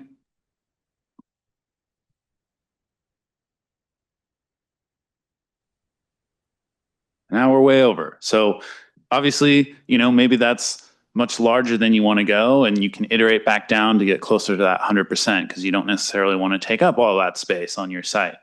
So, I mean, there's plenty of options here, right? Anyways, when it comes to, so the second part of the question was about the treatment and how using those same numbers doesn't necessarily achieve the treatment capture requirement. So as I mentioned in the presentation, if your dimensions are already set for the size of your BMP, your other factor that you can adjust is that infiltration rate. So on here, I have, 15 feet width, 40 feet length, 3 foot depth. It's the same dimensions that I used for the BMP size, right? But the infiltration rate is also a big factor in the percentage you achieve toward your goal. So watch if I change this down by half, down to 5. So going down to 5, and then hitting calculate results, see how that dropped us. We were over 130% and now down to 48. So if you're having trouble with that surface area for achieving your treatment goal, your infiltration rate is where you can make that adjustment to limit how much surface area you take up. But again, that's going to be dictated by the soil that you actually order from the manufacturer, right? So you want to make sure that what you're getting from the manufacturer, that the properties of that soil, that infiltration rate, is consistent with the calculations you're doing here in the calculator. So does that sufficiently address that question and a good example there? Hi, yeah, this is Vince calling in from Zoom. I was hoping to ask you a question now, I guess, about the depth of drainage pipe. If that depth is going to be from the top of freeboard, or is that from the top of the bioretention soil layer? Okay, so the question was about the depth of the drainage pipe. So you see here that it says it's 1.5 foot minimum, but we can adjust that deeper if we want. So again, it depends on the type of BMP design that you're going with. If you have a priority 2 BMP, you have a perforated pipe in there at the boundary between your rock storage layer and then your structural treatment layer, structural soil treatment layer, I should say.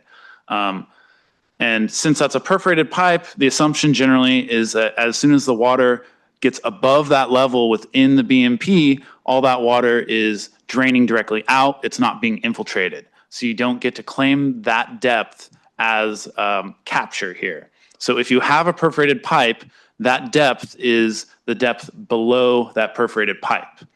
If you don't have a perforated pipe and you're talking about a priority 1 BMP, then that depth can be the full depth of your bioretention area, all the way up to the top of the soil layer. So top of the soil layer to bottom of the gravel layer would be the depth you would use in that scenario of a priority 1. Does that answer that question? Sorry, Steve, can you just reiterate, if we do have a perf pipe in our bioretention area, that depth of drainage pipe is actually going to be the depth from the bottom of that drain pipe to the bottom of the planter, so it would be the aggregate section of the planter, is that correct? Yes, that's correct. It's bottom of the pipe to the bottom of the basin. Gotcha. Okay, thank you. All right. All right. Thank you, Steve. All right. Thank you.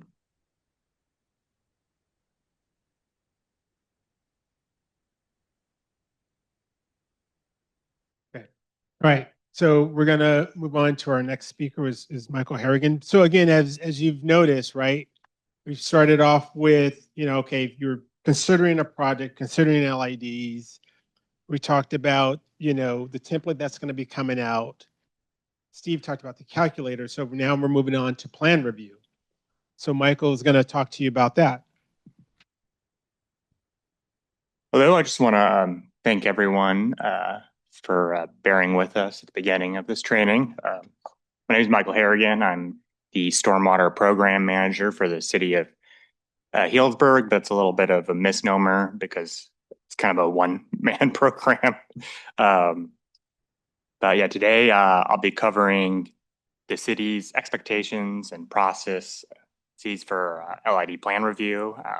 And the goal is to make the review process more efficient for both applicants and staff. And I'll highlight common errors that I encounter as a reviewer. Next here. So this is the full list of documents often required for a complete SW lid submittal. I'll be just want to make a note, I'll be covering construction plan sheets, but not all construction plan sheets are required for every submittal, but reviewers often need to reference specific sheets such as drainage, utility, grading, or paving plans to verify elevation, flow paths, pipe concentrations, and how proposed improvements integrate with stormwater design. And a significant portion of re-reviews comes down to just incorrect or missing documents. And each document serves a very specific role. And without all components present, we cannot verify performance or long-term maintainability, and the review process has to stop.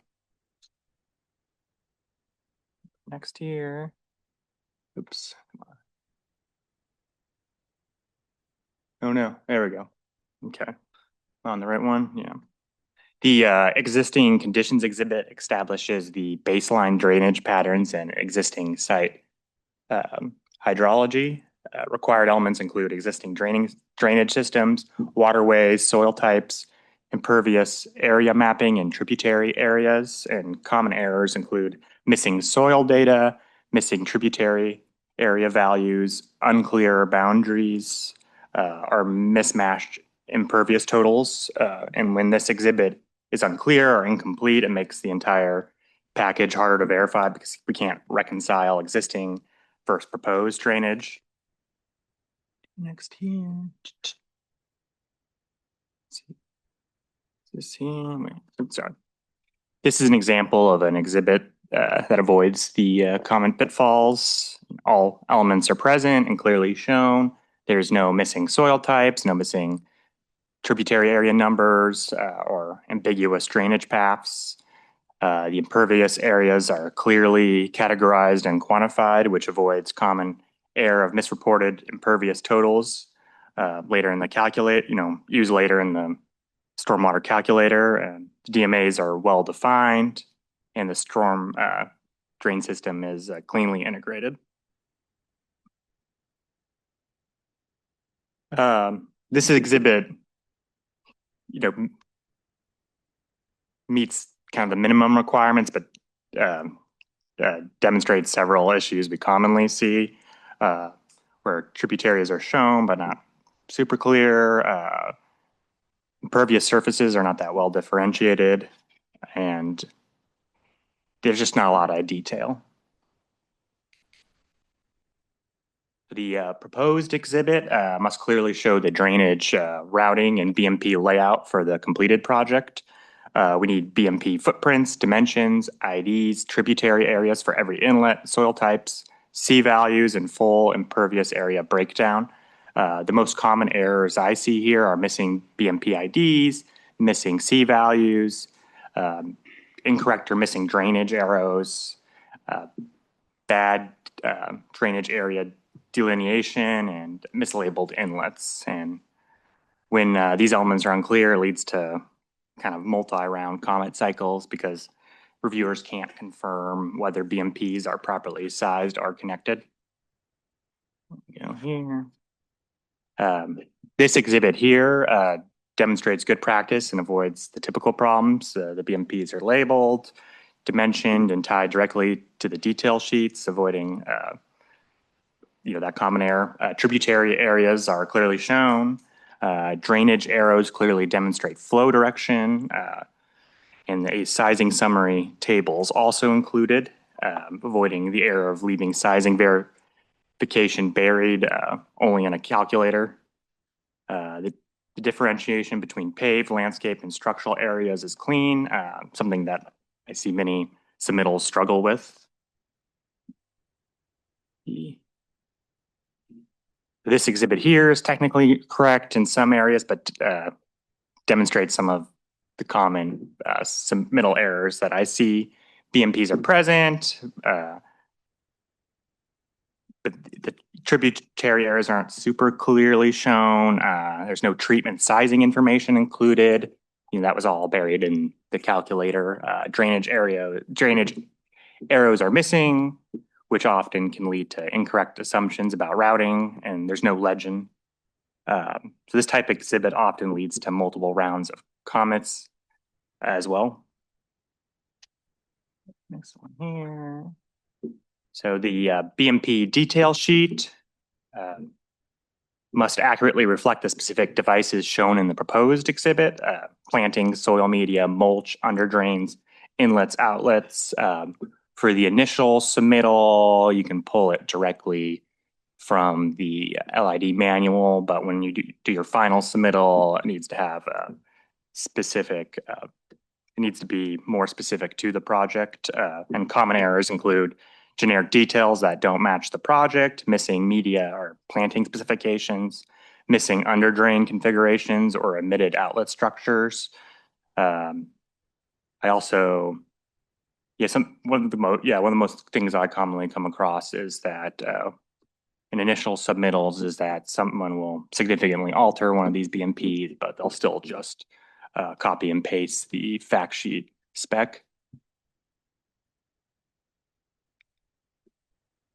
And this is not necessarily required, but I often review it when I'm doing my LID review. It's the utility plan helps me verify that the infrastructure that supports drainage and BMP performance. I look for under drains, bypass inlets, cleanouts, pipe connections, and slope information. Typical errors include missing under drains, incorrect pipe slopes, or conflicts between utilities and landscaping. And if this plan doesn't match the proposed conditions exhibit or the BMP details, that inconsistency will generate another round of comments and review. And this is a little out of order, but this slide I think shows a really good example of a well-developed BMP detail sheet. These are critical because they ensure what appears on the proposed exhibit can actually be built in the field. The details include multiple sections and plan views for the rain garden and curb opening configuration, which help verify the designer has fully thought out the constructability. We see the key components clearly labeled: bioretention soil, under drains, splash pads, curd cups, ponding depth, and overflow structures. This addresses one of the most common errors we see, which is missing or incomplete internal BMP anatomy.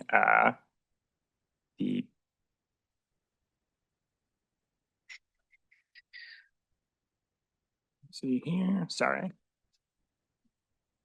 The drainage plan, also not necessarily required. It's often in a LID plan sheet, but as a reviewer, I often review these. And the drainage plan contains the hydraulic controls that determine how water moves through the site. And common errors I see are missing invert elevations, incorrect watershed routing inlets shown without contributing drainage, and inconsistencies with the grading plan. I also like to check for conflicting information like pipes flowing uphill or pipes discharging into areas without adequate outfall. Missing hydraulic information is one of the most frequent reasons drainage plans are often returned for revision. And here's just an example of two different drainage plans. The left provides a general sense of the site layout and topography, but it doesn't give us a ton of detail on the actual drainage system. Whereas the right plan shows fully developed drainage system, pipes, inlets, slopes, and inverts are all clearly labeled. Surface flow direction, grading tie-ins, and BMP connections are easy to follow. And this level of detail allows us to verify routing, confirm positive drainage, ensure that the proposed LID features receive the flows they're designed for.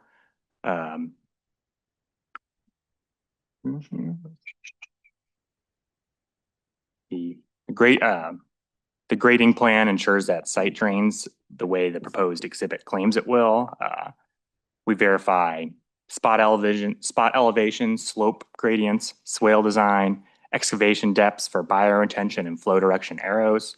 And then common errors I see are missing arrows, incorrect elevations that trap water, swales slope. I've seen swales slope the wrong direction, or BMP is not excavated deeply enough.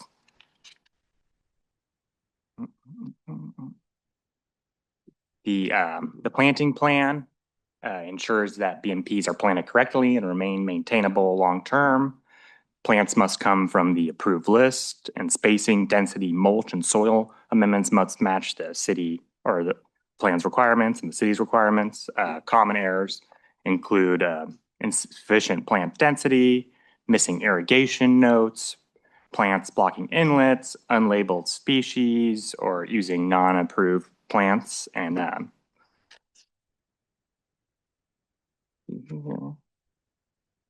this, I felt like this is a strong example of a planting plan because it's coordinated, readable, and directly tied to plant schedule. Each planting zone is color coded, and those colors correspond clearly to the zones listed in the schedule. There's no guesswork about where each plant community goes. The plan avoids common issues I see, which are unlabeled or visually confusing areas. Here the legend matches the symbols, the colors, and the boundaries on the plan. The plan schedule is also detailed. It includes water use calculations, mature size, gallon size, which allows us to confirm the species are appropriate for their assigned zones. Bioretention areas use low water, deep-rooted species, which is exactly what we want to see for LID performance. Upland and entry areas use species that won't interfere with drainage or visibility. Another strength is how the planning integrates with the PMPs. There's adequate setback from the inlets, no large shrubs or trees placed where they could block flows or impact under drains, avoiding. Oh, I got booted.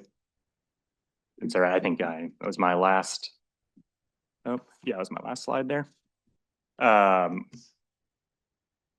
does anyone have any? That was the last plan I was going through. So does anyone have any questions or? Great. Come up to the mic.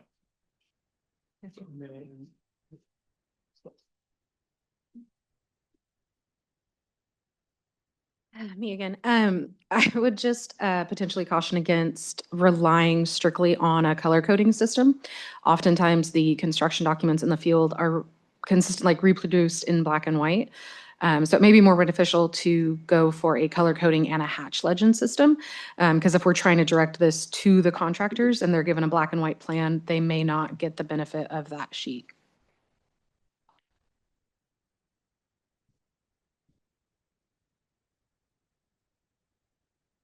Yeah.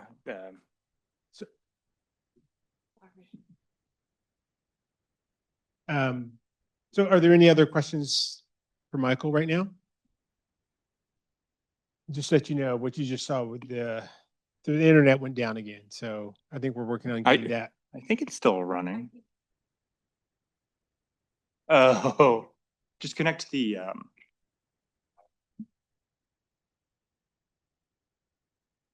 All right. So Kevin, so I have some comments online. Go ahead.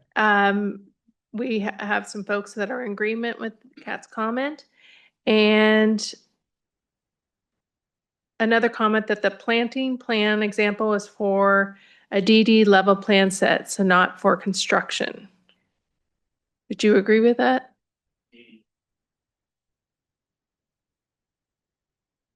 Say it again. A DD level. I'm not sure what a DD level is. So if you could please. Oh, and okay. Design development. Okay. Yeah, it was provided. That plan was provided to me as part of like an initial review. And is there a checklist that we can refer to for what is needed in plans? The SWIDLID template. I just want to. We don't necessarily need like in the template. The plans aren't like doesn't say you need a utility plan. You need a all those lists. It's just as a reviewer, I go through them just because that's the best way to confirm information. But is that it? Yes, that's it. I believe, right. Steve, you got the other one. Yes. So what I will say, so if you're online, you can hear me in the group. Again, with the survey that's come out, please add those kind of comments to the survey and get that back to us. So again, so we can look at that. We can work with the regional board, and ideally, hopefully, we can correct that. So with that, there are no other questions. Let's take a break, and we'll regroup at 10:40. All right. Thanks. Okay, we're gonna go ahead and get started. Again, as I've been saying, we're sort of working our way through the process, and now we're gonna sort of jump into construction. So Aaron Nunez with the City of Santa Rosa is gonna talk about, I guess, installation. So let's get started. All right. Thank you, everyone. My name is Aaron Nunez. I'm an environmental specialist with the City of Santa Rosa, and we're going to go over some just common construction issues that I see from time to time. And I'm really going to talk about this from the perspective of a municipality and someone who goes out and like an inspector, someone who's looking at LID, because that's my job and I have the microphone, so I have all the power. So that's what I want to do, is talk about that.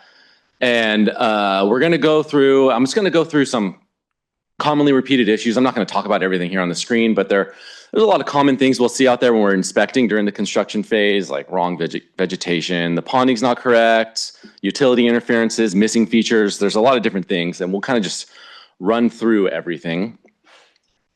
And what I really want to do, I call it the deficiency cycle, and that's something I want to avoid. And really what that is, well, if you see on this photo here, this is actually a feature at a final punch list request for a construction site. So contractors saying, hey, we're done, come out and take a look at this.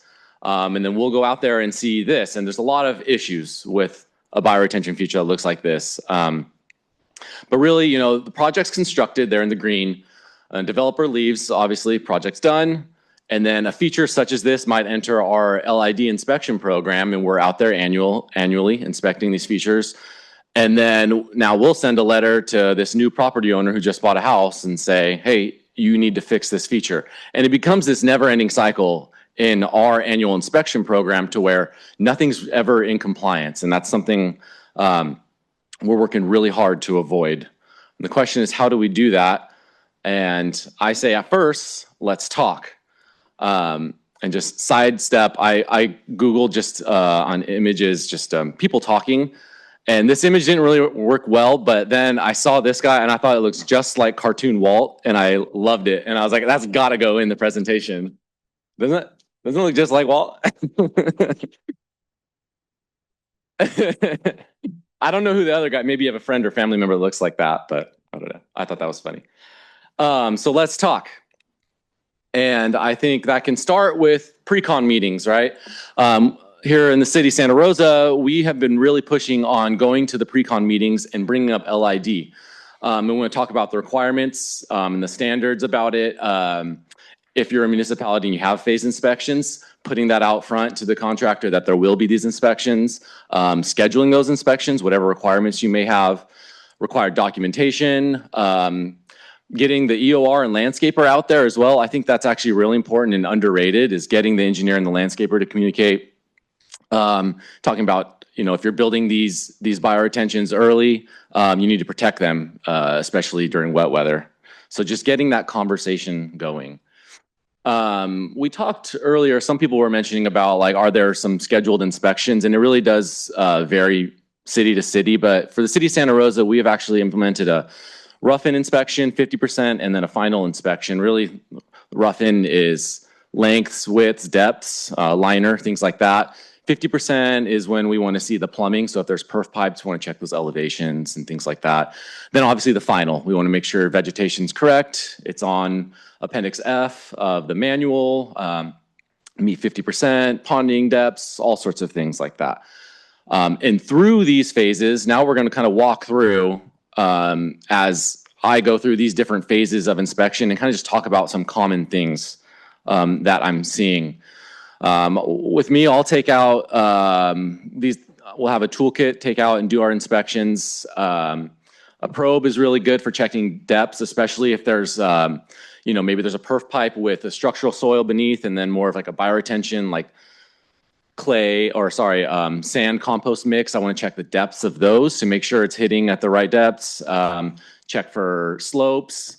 Bring out our improvement plans, final LID submittals, calcs, things like that to make sure that we're inspecting it to what the EOR designed it to. And then in the end, when everything's all said and done, there's the documentation that we'll need to really close the loop on everything. They can close their CGP and get out and everything's been accepted. So that's the documentation we're looking for. And now we can go through some different issues that we'll see out there. Discrepancy in design is something I want to mention. I've seen it from time to time. I'll back up and also say we're going to go through a lot of different examples, and by no means is this something where I'm like pointing out like, hey, the engineer needs to work on this, or hey, the landscaper messes this up, or hey, the contract. It's really everyone, and we're all in this together, and there are oversights from time to time in different phases, and I just want to kind of put that out there. But here was a discrepancy in design. I see this from time to time, but if you'll see in the red box, here's the detail for this bioretention feature that has a detention system under it, and it's actually these Kudo cubes. And they're these modular cubes you can build together. They come in one cube, and you can build them as to certain sizes and depths. And it calls out for 220 on the detail, but then right there on the exact same sheet, when you go to the construction notes, it calls for 200. So you go out there during the 50% inspection, and they're installing these. Are we installing 200 or are we installing 220? And then you dig into it even further, and we'll go into the final LID submittal. And then in the narrative, it says 199. So are we doing 199, 200, or 220? And this is something, it's not the end of the world. And what it requires is for construction to stop, we have to call out the OR or someone get clarification, what was this actually designed to? And that's what we did, and figured out exactly the number that we needed. But it's these things and these discrepancies that if they aren't caught, if an inspection isn't being done, it might be built completely differently than what it was actually designed to or calced to. Misinterpretations are also something I've seen from time to time. This one's really interesting. It's actually it's a rain garden with an exfiltration trench, and really what that is there's two structures. So there is the exfiltration bubble up, and then there's actually the high flow bypass. So water, it's a really cool system where water from a rooftop comes through and bubbles up and then goes out of this exfiltration pipe. And then that's how they're getting water into the feature. Water fills up, and then it goes up to that 6 inches of ponding and then out of the high flow bypass. And that's the design. And so here's an example of one. But what you see here, that's actually the high flow bypass. That's not the bubble up. And the exfiltration trench is tied into that. So in essence, water, there's no way for water to get into that feature at all. It's just the exfiltration trench is not accepting anything, and then no water within it is dumping into the high flow bypass. So it's configured incorrectly according to the details. Again, that's something we'll catch at the 50% inspection. And that's where you have to stop and then talk to the laborer or the contractor who's out there, clarify exactly what are we building here and what's the intent. Utility interferences, that's a really common one. I think this one really hits on the point of communication. I've seen it many times where the engineer record will put these in specific locations to try and avoid utilities, but then we're not talking to maybe the person doing trench work or some other phase in construction. And what happens is we get these utility interferences. And I've been on some sites where there's one where we had over 100 small roadside bioretentions in a subdivision. And I want to say like 70 of them had utility interferences to where we had to keep going back, resizing and moving things. And it just really slows down the process. But wanted to point that there. So you get to this and I'll say, okay, well, was this calced for that you have this footing and these solar panels within your bioretention? Is it even supposed to be there? Can it be there in a feature that's going to be designed to hold water throughout the year? Ultimately, in this one, we were able to get the engineer out and he confirmed, no, this was not calced for at all. So we have to resize it. And what you end up seeing is come out a lot longer from, you can see the DI right there, and that's where it originally ended, but it was pulled out further to take into account for those utility interferences. Again, more utility interferences. So here's a bunch of irrigation valves within a bioretention feature. You can look in the detail. This is the detail for this feature, and you're supposed to see this, 2-to-1 max and this 1 foot 4 inch flat bottom feature that's 3 inches below the high flow bypass. And that allows for your ponding and contact time. And with these utilities in here, that's simply not possible. So the question becomes, again, was this calced for? Is this still functioning as a bioretention feature? Are we still taking credit for this? And those are things that hold up when, in this instance, they're asking for a final. We see this and we have to stop, pull back everything, work with the design engineer, work with the contractor, and decide what's going on here. Were things oversized and we can essentially abandon this and we'll still achieve our calcs? Those are the questions we'll have to answer. High flow bypass, that's a big one. I would say this is probably the most common one I see, where you'll see that they're calced out and you'll have the details where you'll need maybe like 3 inches of freeboard to allow for that ponding and the contact time. And a lot of times we'll see the high flow bypass is pretty much just flush right with the bottom of the feature and then right at that inlet. So essentially it's just letting everything bypass when you come out here in a storm. And these are, again, this is a communication thing because I've seen this where the contractor might build all the way up to the structural soil and then a landscaper might come in and then put in the rest of this bioretention soil and then the vegetation. And to no fault of their own, they didn't know that, hey, there's an actual spec for this and you need to make sure that you're keeping your elevations correct. And we'll see something like this to where it gets buried. Again, same thing. This is actually the exact detail for this rain garden. It calls for 1/2 foot, so 6 inches of ponding. And you can see that actually the bypass here is actually the lowest point in the entire feature. So essentially water goes in and just directly discharge straight out.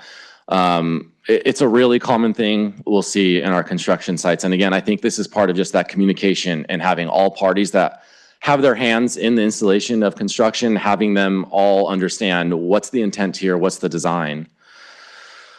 Another one here, again, inlet right there with the curb opening right there, and it's calling for 0.2 feet. To be above. And it's even, if you look at the detail, it's even calling for a mulch layer. So actually in this instance, the landscaper here hasn't quite put the mulch in yet either. So once they put that 2 or 3 inches of mulch, the bypass is going to be completely under everything and buried, which is not the intent of the feature.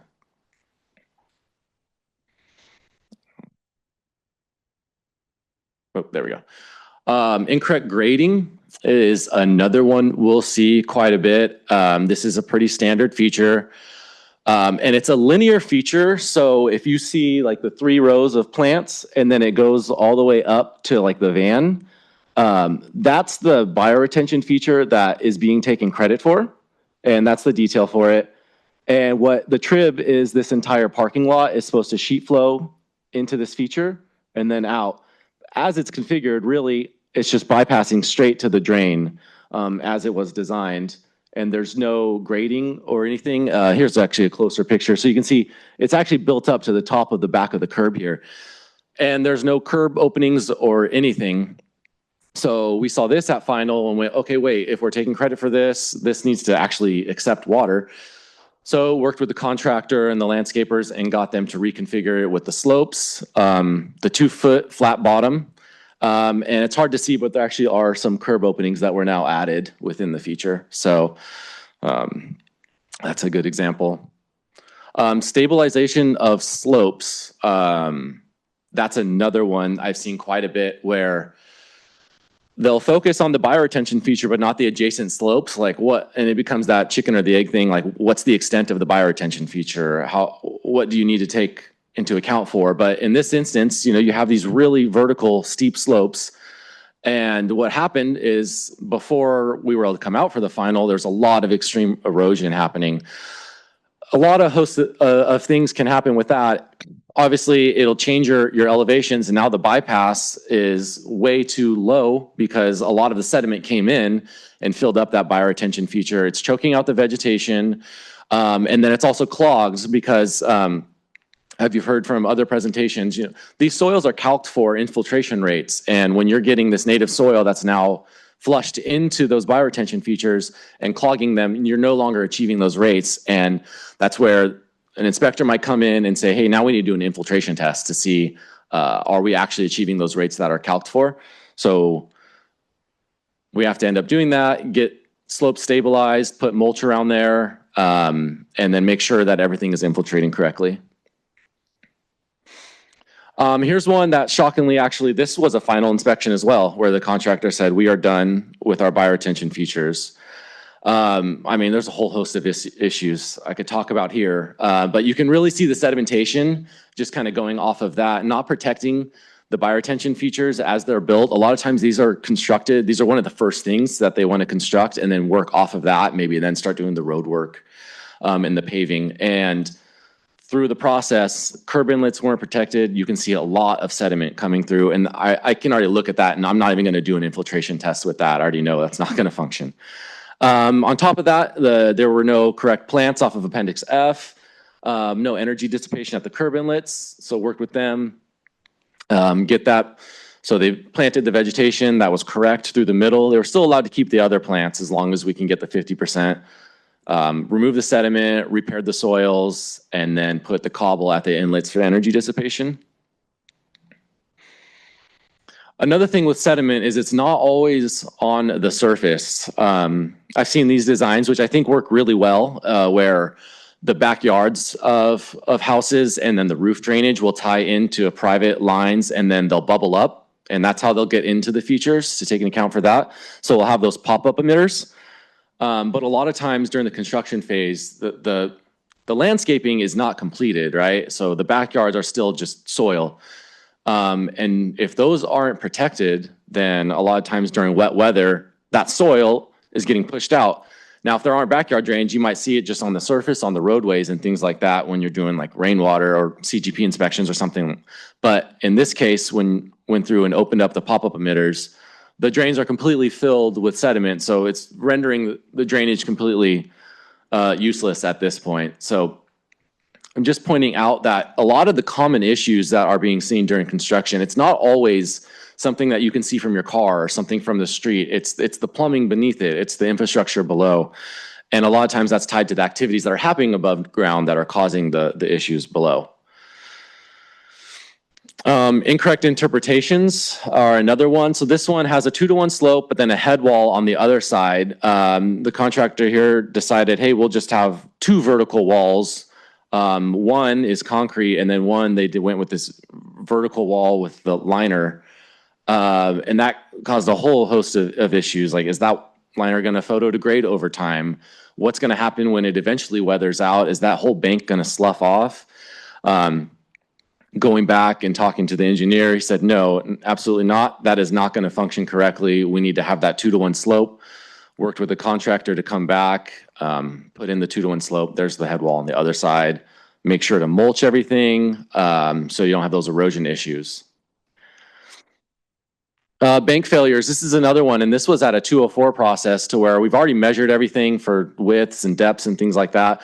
But the bank, you can see kind of by the box, this all failed and sloughed off, but they still wrapped it in the plastic and their vertical wrap. And that's where we were like, whoa, no, because these are all calced to a certain width and depth, and now we've completely intruded that bank into the feature, made them pull out all that structural soil, repair the bank, reline it, and then finish. And that was the final product there. Again, it's not always what you see on top, but it's what's below as well. Blocked flow paths. This is important. It often goes not looked at, but putting the energy dissipation at those curb inlets is really important, especially for maintenance long term. We just don't want to see the blocked flow path because ultimately at this stage, water can probably trickle through, but then you get sediment buildup, you get leaves during the fall clogging that, and you'll just have pure bypass and water never really enters the feature. So we want to see those rocks inlaid below grade of the curb opening. Lack of BMPs. Here's a whole host of issues again here, but they've already put their bioretention features in to the 50% stage at least, but they're doing a lot of stucco work and concrete work, and this water all drains to the corner of that building and then into their bioretention feature. And now, yeah, you have some stuff you can scrape from the top and replenish the soils, but pH is a big issue when it comes to stucco and concrete. So now you have that kind of invisible pollutant of like, what's the pH of this soil? What do we need to do? Do we need to go test this now to make sure that we haven't completely ruined the entire feature? So those are other things to make sure that contractors are protected. This one is just, they just poured their stucco directly into the drop inlet. So believe it or not, it does happen. Missing features completely.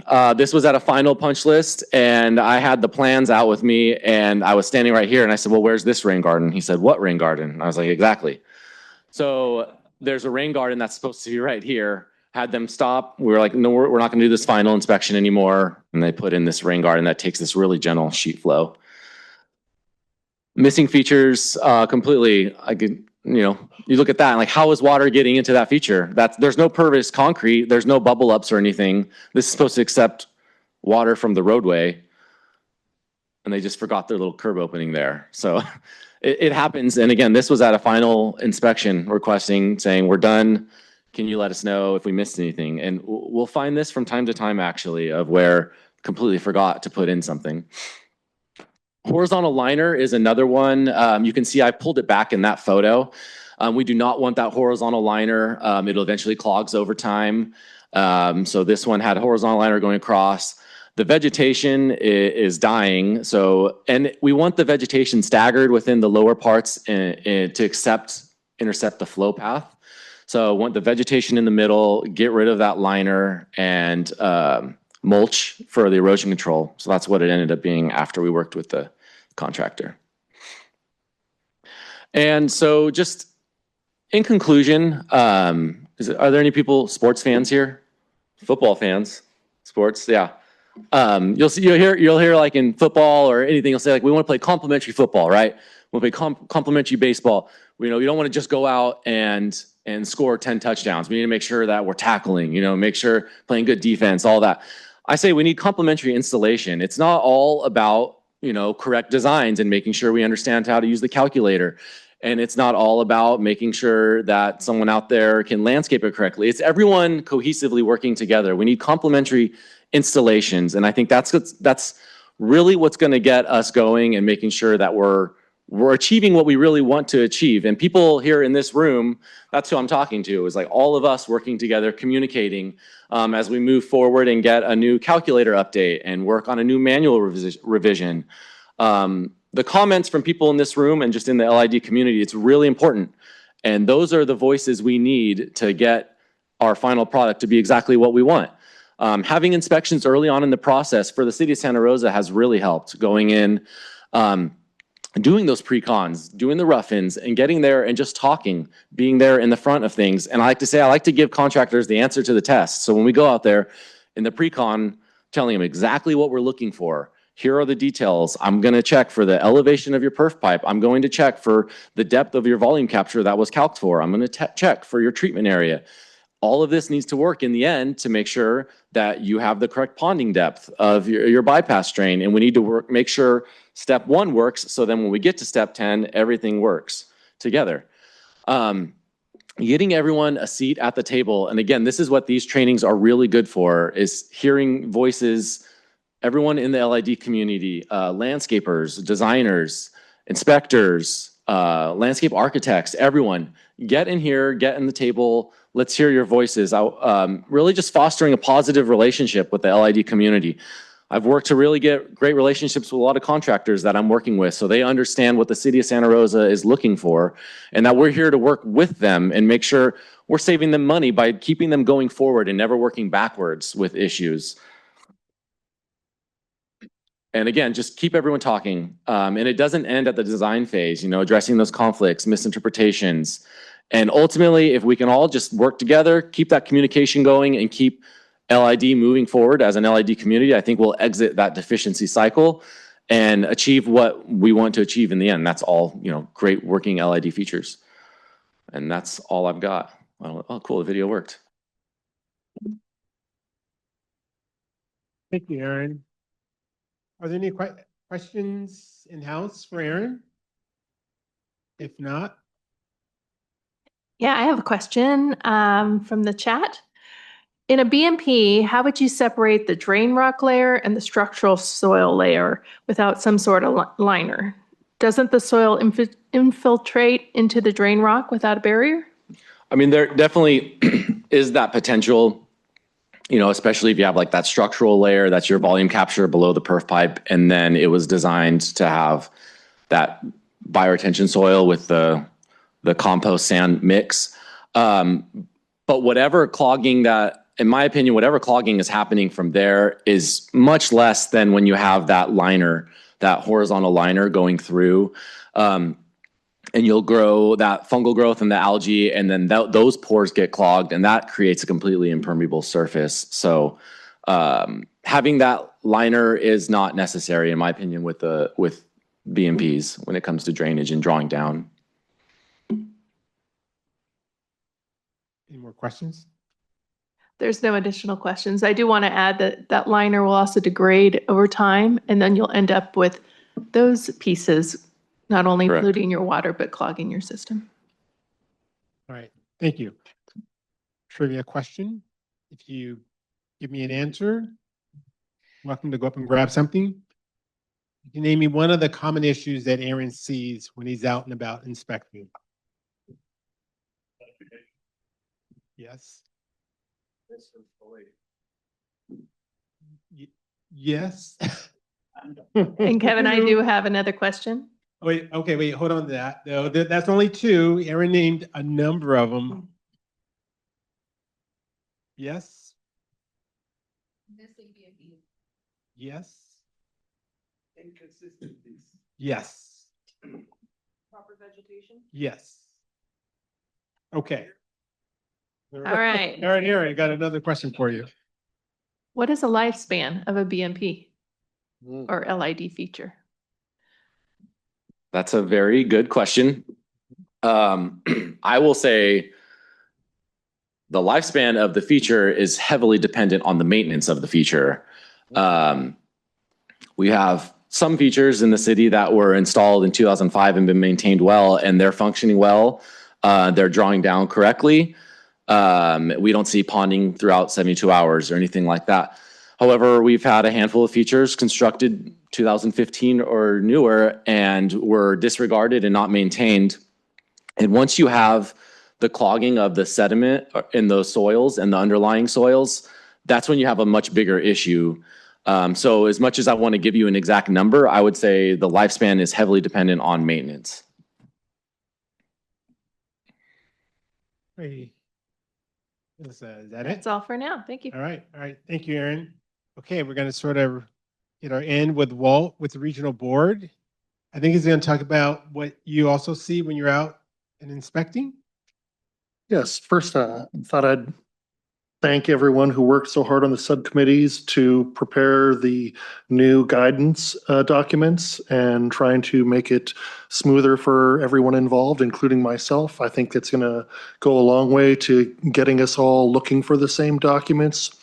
That is a huge problem for me when I'm reviewing a project for termination and looking at the LID feature is the documentation is incomplete and they don't know which pieces need to come to the board. They say, oh, well, I submitted it to the jurisdictional agency, and so don't you have it or can't you get it? But realistically, everything that's submitted for the board review is its own package. I don't have access to landscape plans usually.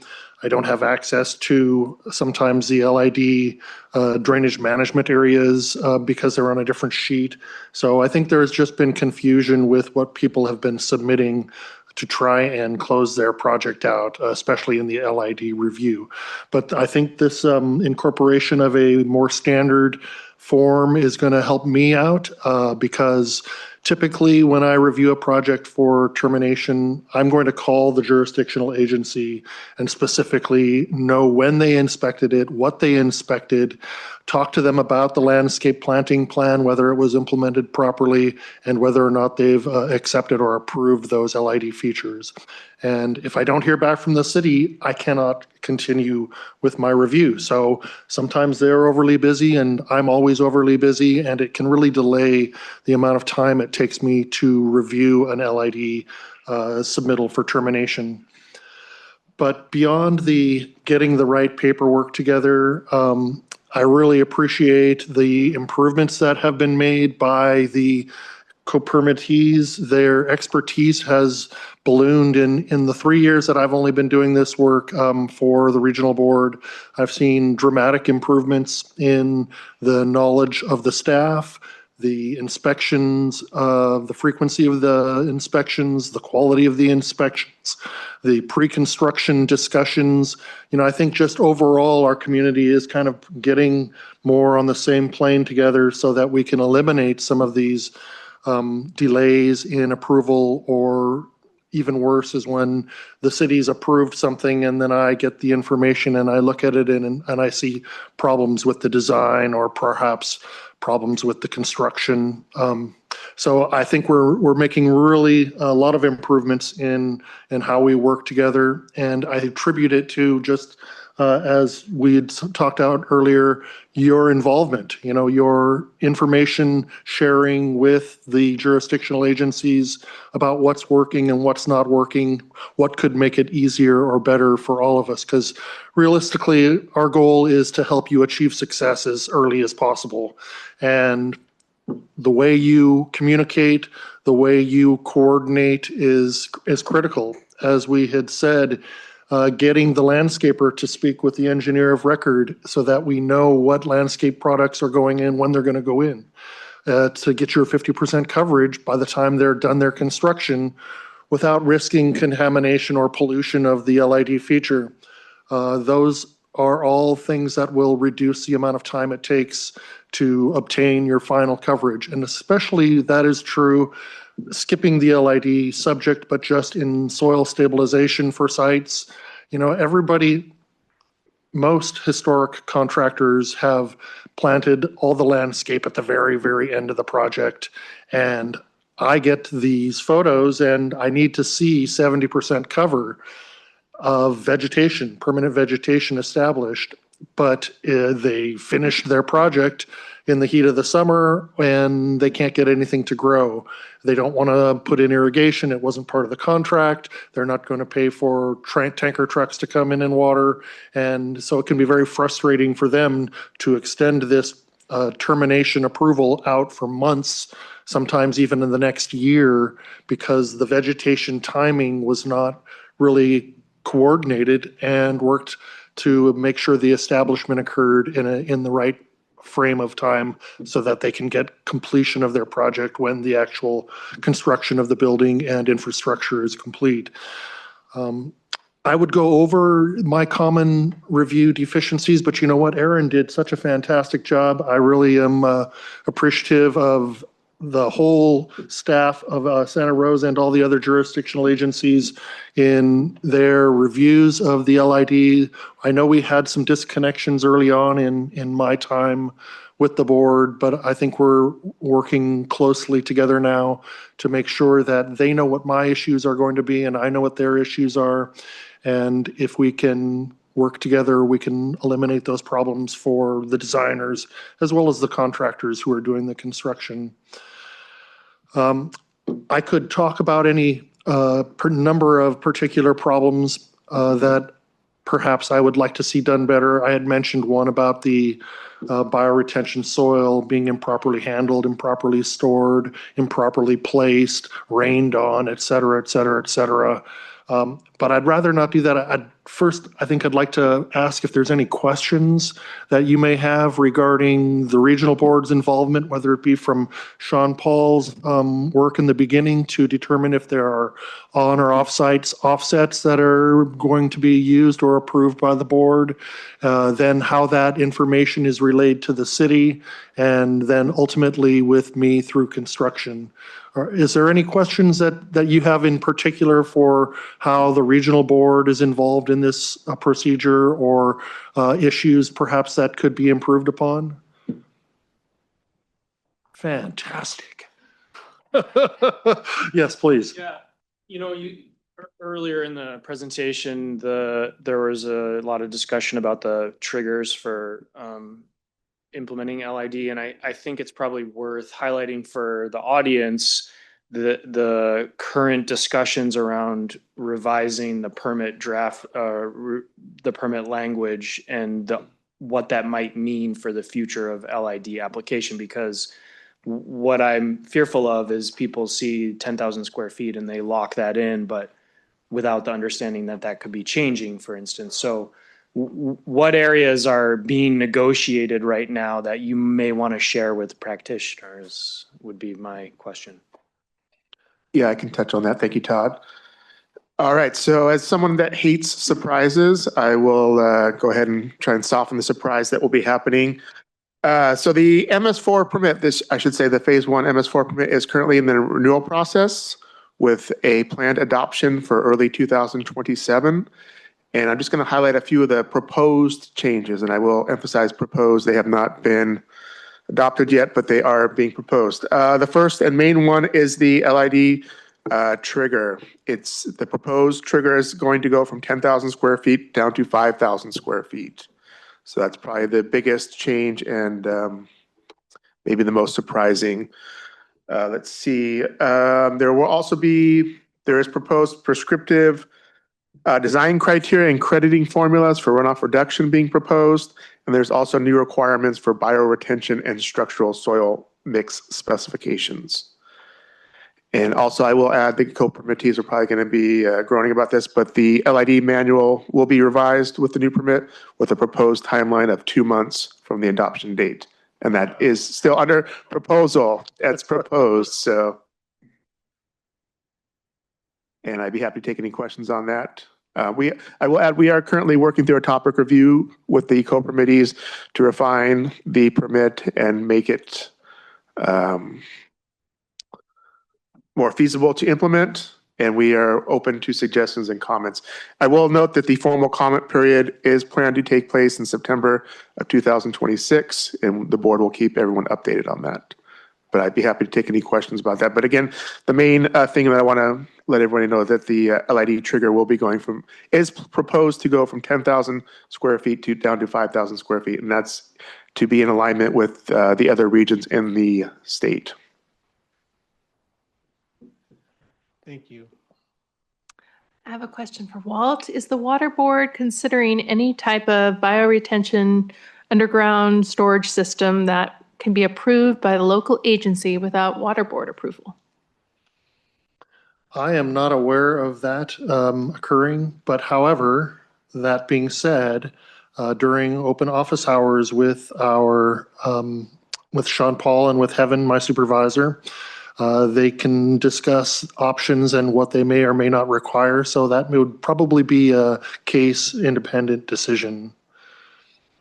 If you would like to participate in an open office hour session, you would contact your local agency and they would schedule that with the water board and give you a date and time. Thank you for clarifying that. Yes.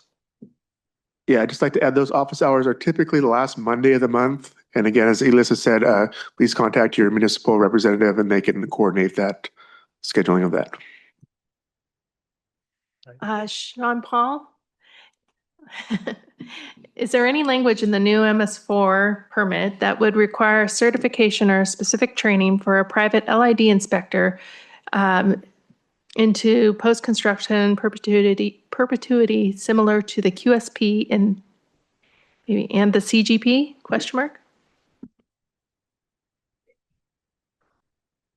Yes, I believe the new permit does provide clarification on the training. I don't have it in front of me right now, but I could always follow up if that person would like to follow up with me via email. That's all I have right now. Thank you. Okay, so actually we sort of just segued into it. We're in the Q&A period. So if you have any questions to any of the presenters about anything that was presented, now is the time. Are there any? And online, if you have a question for anyone, go ahead and put it into the chat. And I'm not seeing anything. Well, Elissa's looking to see if anything. So I just want to reiterate, I think Aaron hit on it, Walt hit on it. I think all the co-permittees are under the same, is that it works when everyone works together. So if you have an issue, talk with whoever your agency you're dealing with. They'll talk with the regional board. And you probably have heard this, right? Is if you're coming across an issue, it's likely that someone somewhere else is having that same issue. And so the more we discuss, the more we work through it together, the better off it'll be. And we're here to make Walt's job real easy. That he walks out, he's there in and out 5 minutes, right? That's the goal. That's our goal, right? Walt's only on your site 5 minutes. So again, it's working together. Or less. or less to achieve the goal. So I'm going to look at you, Alyssa, one more time. Yes. So lowering the threshold of impervious surface may impact municipality staff and will probably need more resources to review and inspect. Just a comment.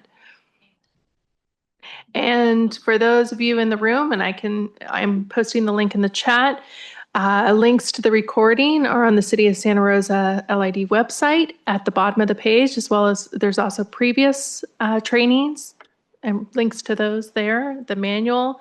Appendix F, which is the planting guide that Aaron referred to, and the LID calculator that Steve shared. Okay, thanks, Alyssa. All right, so for the co-permittees, do any of you have any sort of last remarks? I'm looking at you, Nick. Yeah, I know, I'm looking at you. Nobody's gonna say it. I've been trying to bite my tongue. Listen, I just want to encourage all of you to participate in the renewal process. You guys are on the back end getting those requirements. We're trying to implement them, but really it's the regional board that's given us the guidance for what can be installed in an LID and how that looks, and then how that kind of evolves and what the iterative process looks like. You guys can participate in that process.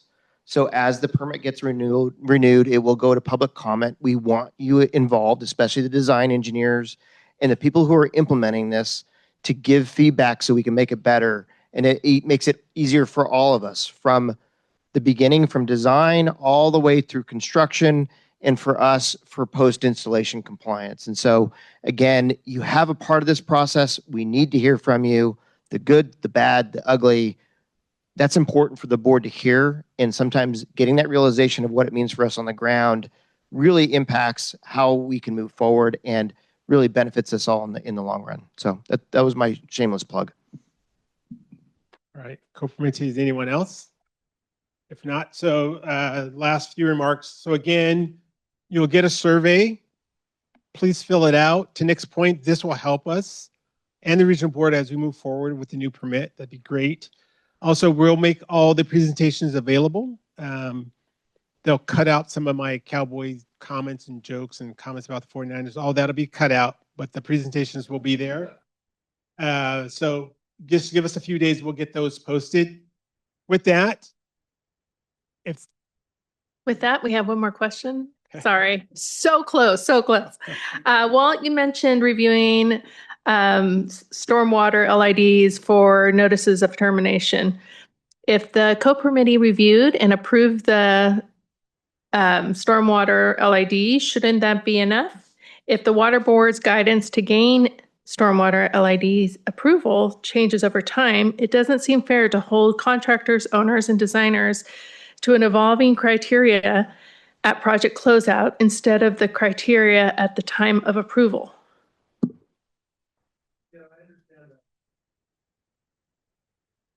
I understand that frustration in perhaps coming to a regional board review of LID features and having me tell you that it's not acceptable to the regional board.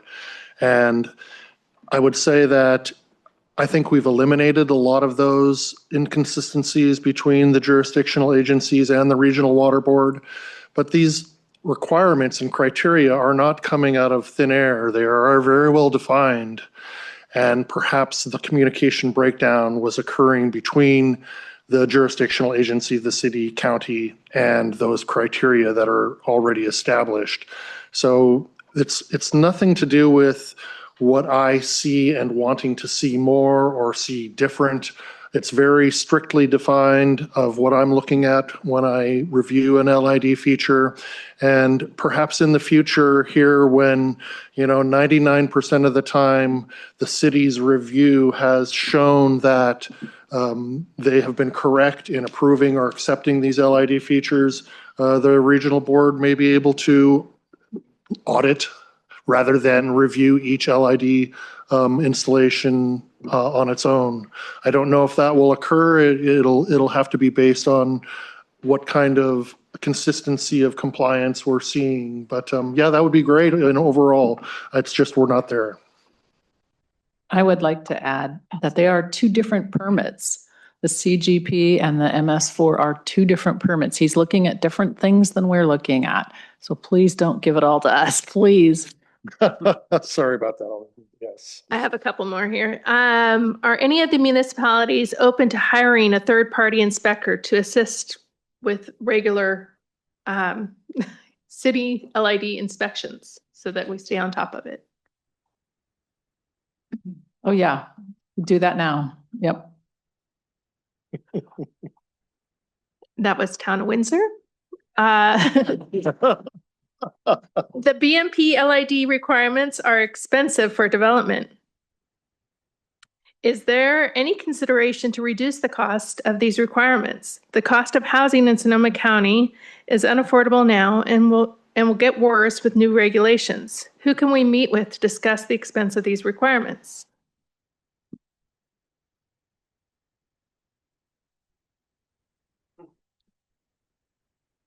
What is our water quality worth? You know, we as a state decide what our water quality is worth, guided by the federal EPA, guided by the state regional board.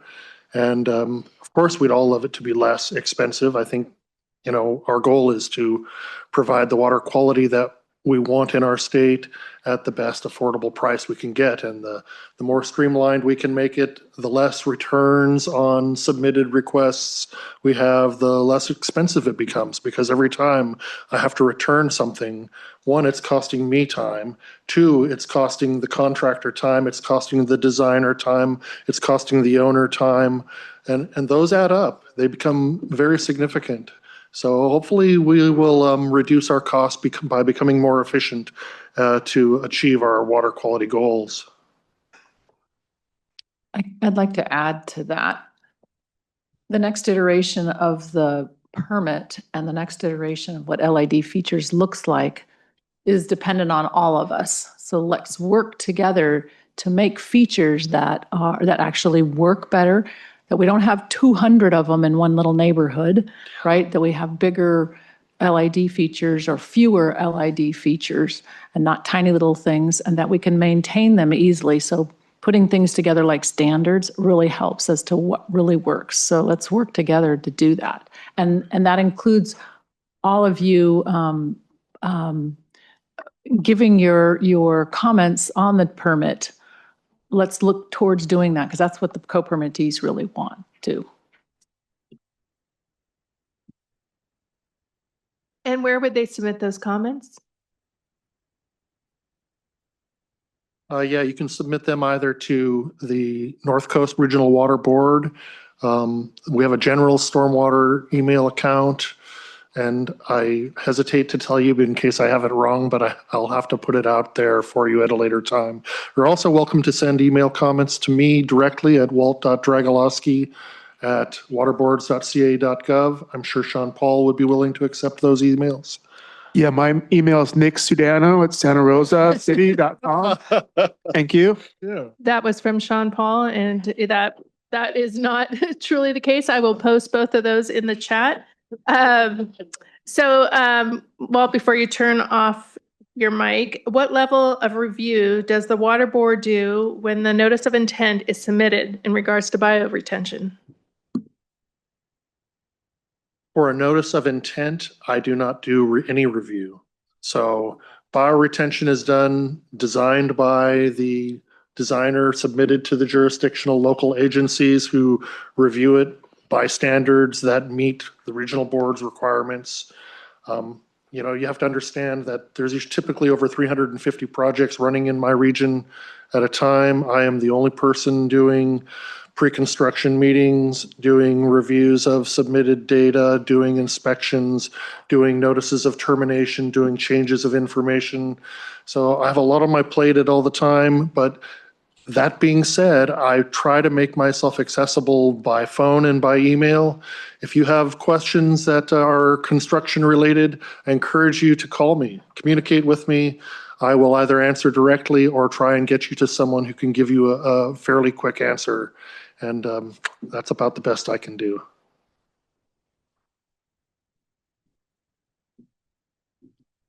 That's all I see right now. Thank you. Okay. It's your last chance, whether you're in person or online, for questions. If there are none, I want to say first, I just want to say thank you to Michael and the City of Healdsburg for hosting us again. This is our second year. So thank you for that. And thank you for the food as well.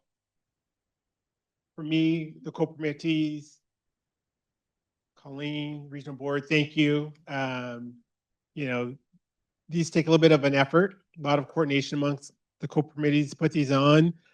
I think Colleen was telling me there were 98 people online, 50, which I'm pretty sure that's like twice as many as last year when Nick was hosting. So thank you, everyone. I appreciate it. So with that, again, I'm not going to try to keep anyone online or here. Thank you for coming. Again, you've heard it multiple times, is talk with your local representative, whether it's a city, talk with regional board. The more we do that, the better the permit will be, the better ideally when you're implementing LID, that process will be as well. So again, thank you. And we will end the day. Thanks.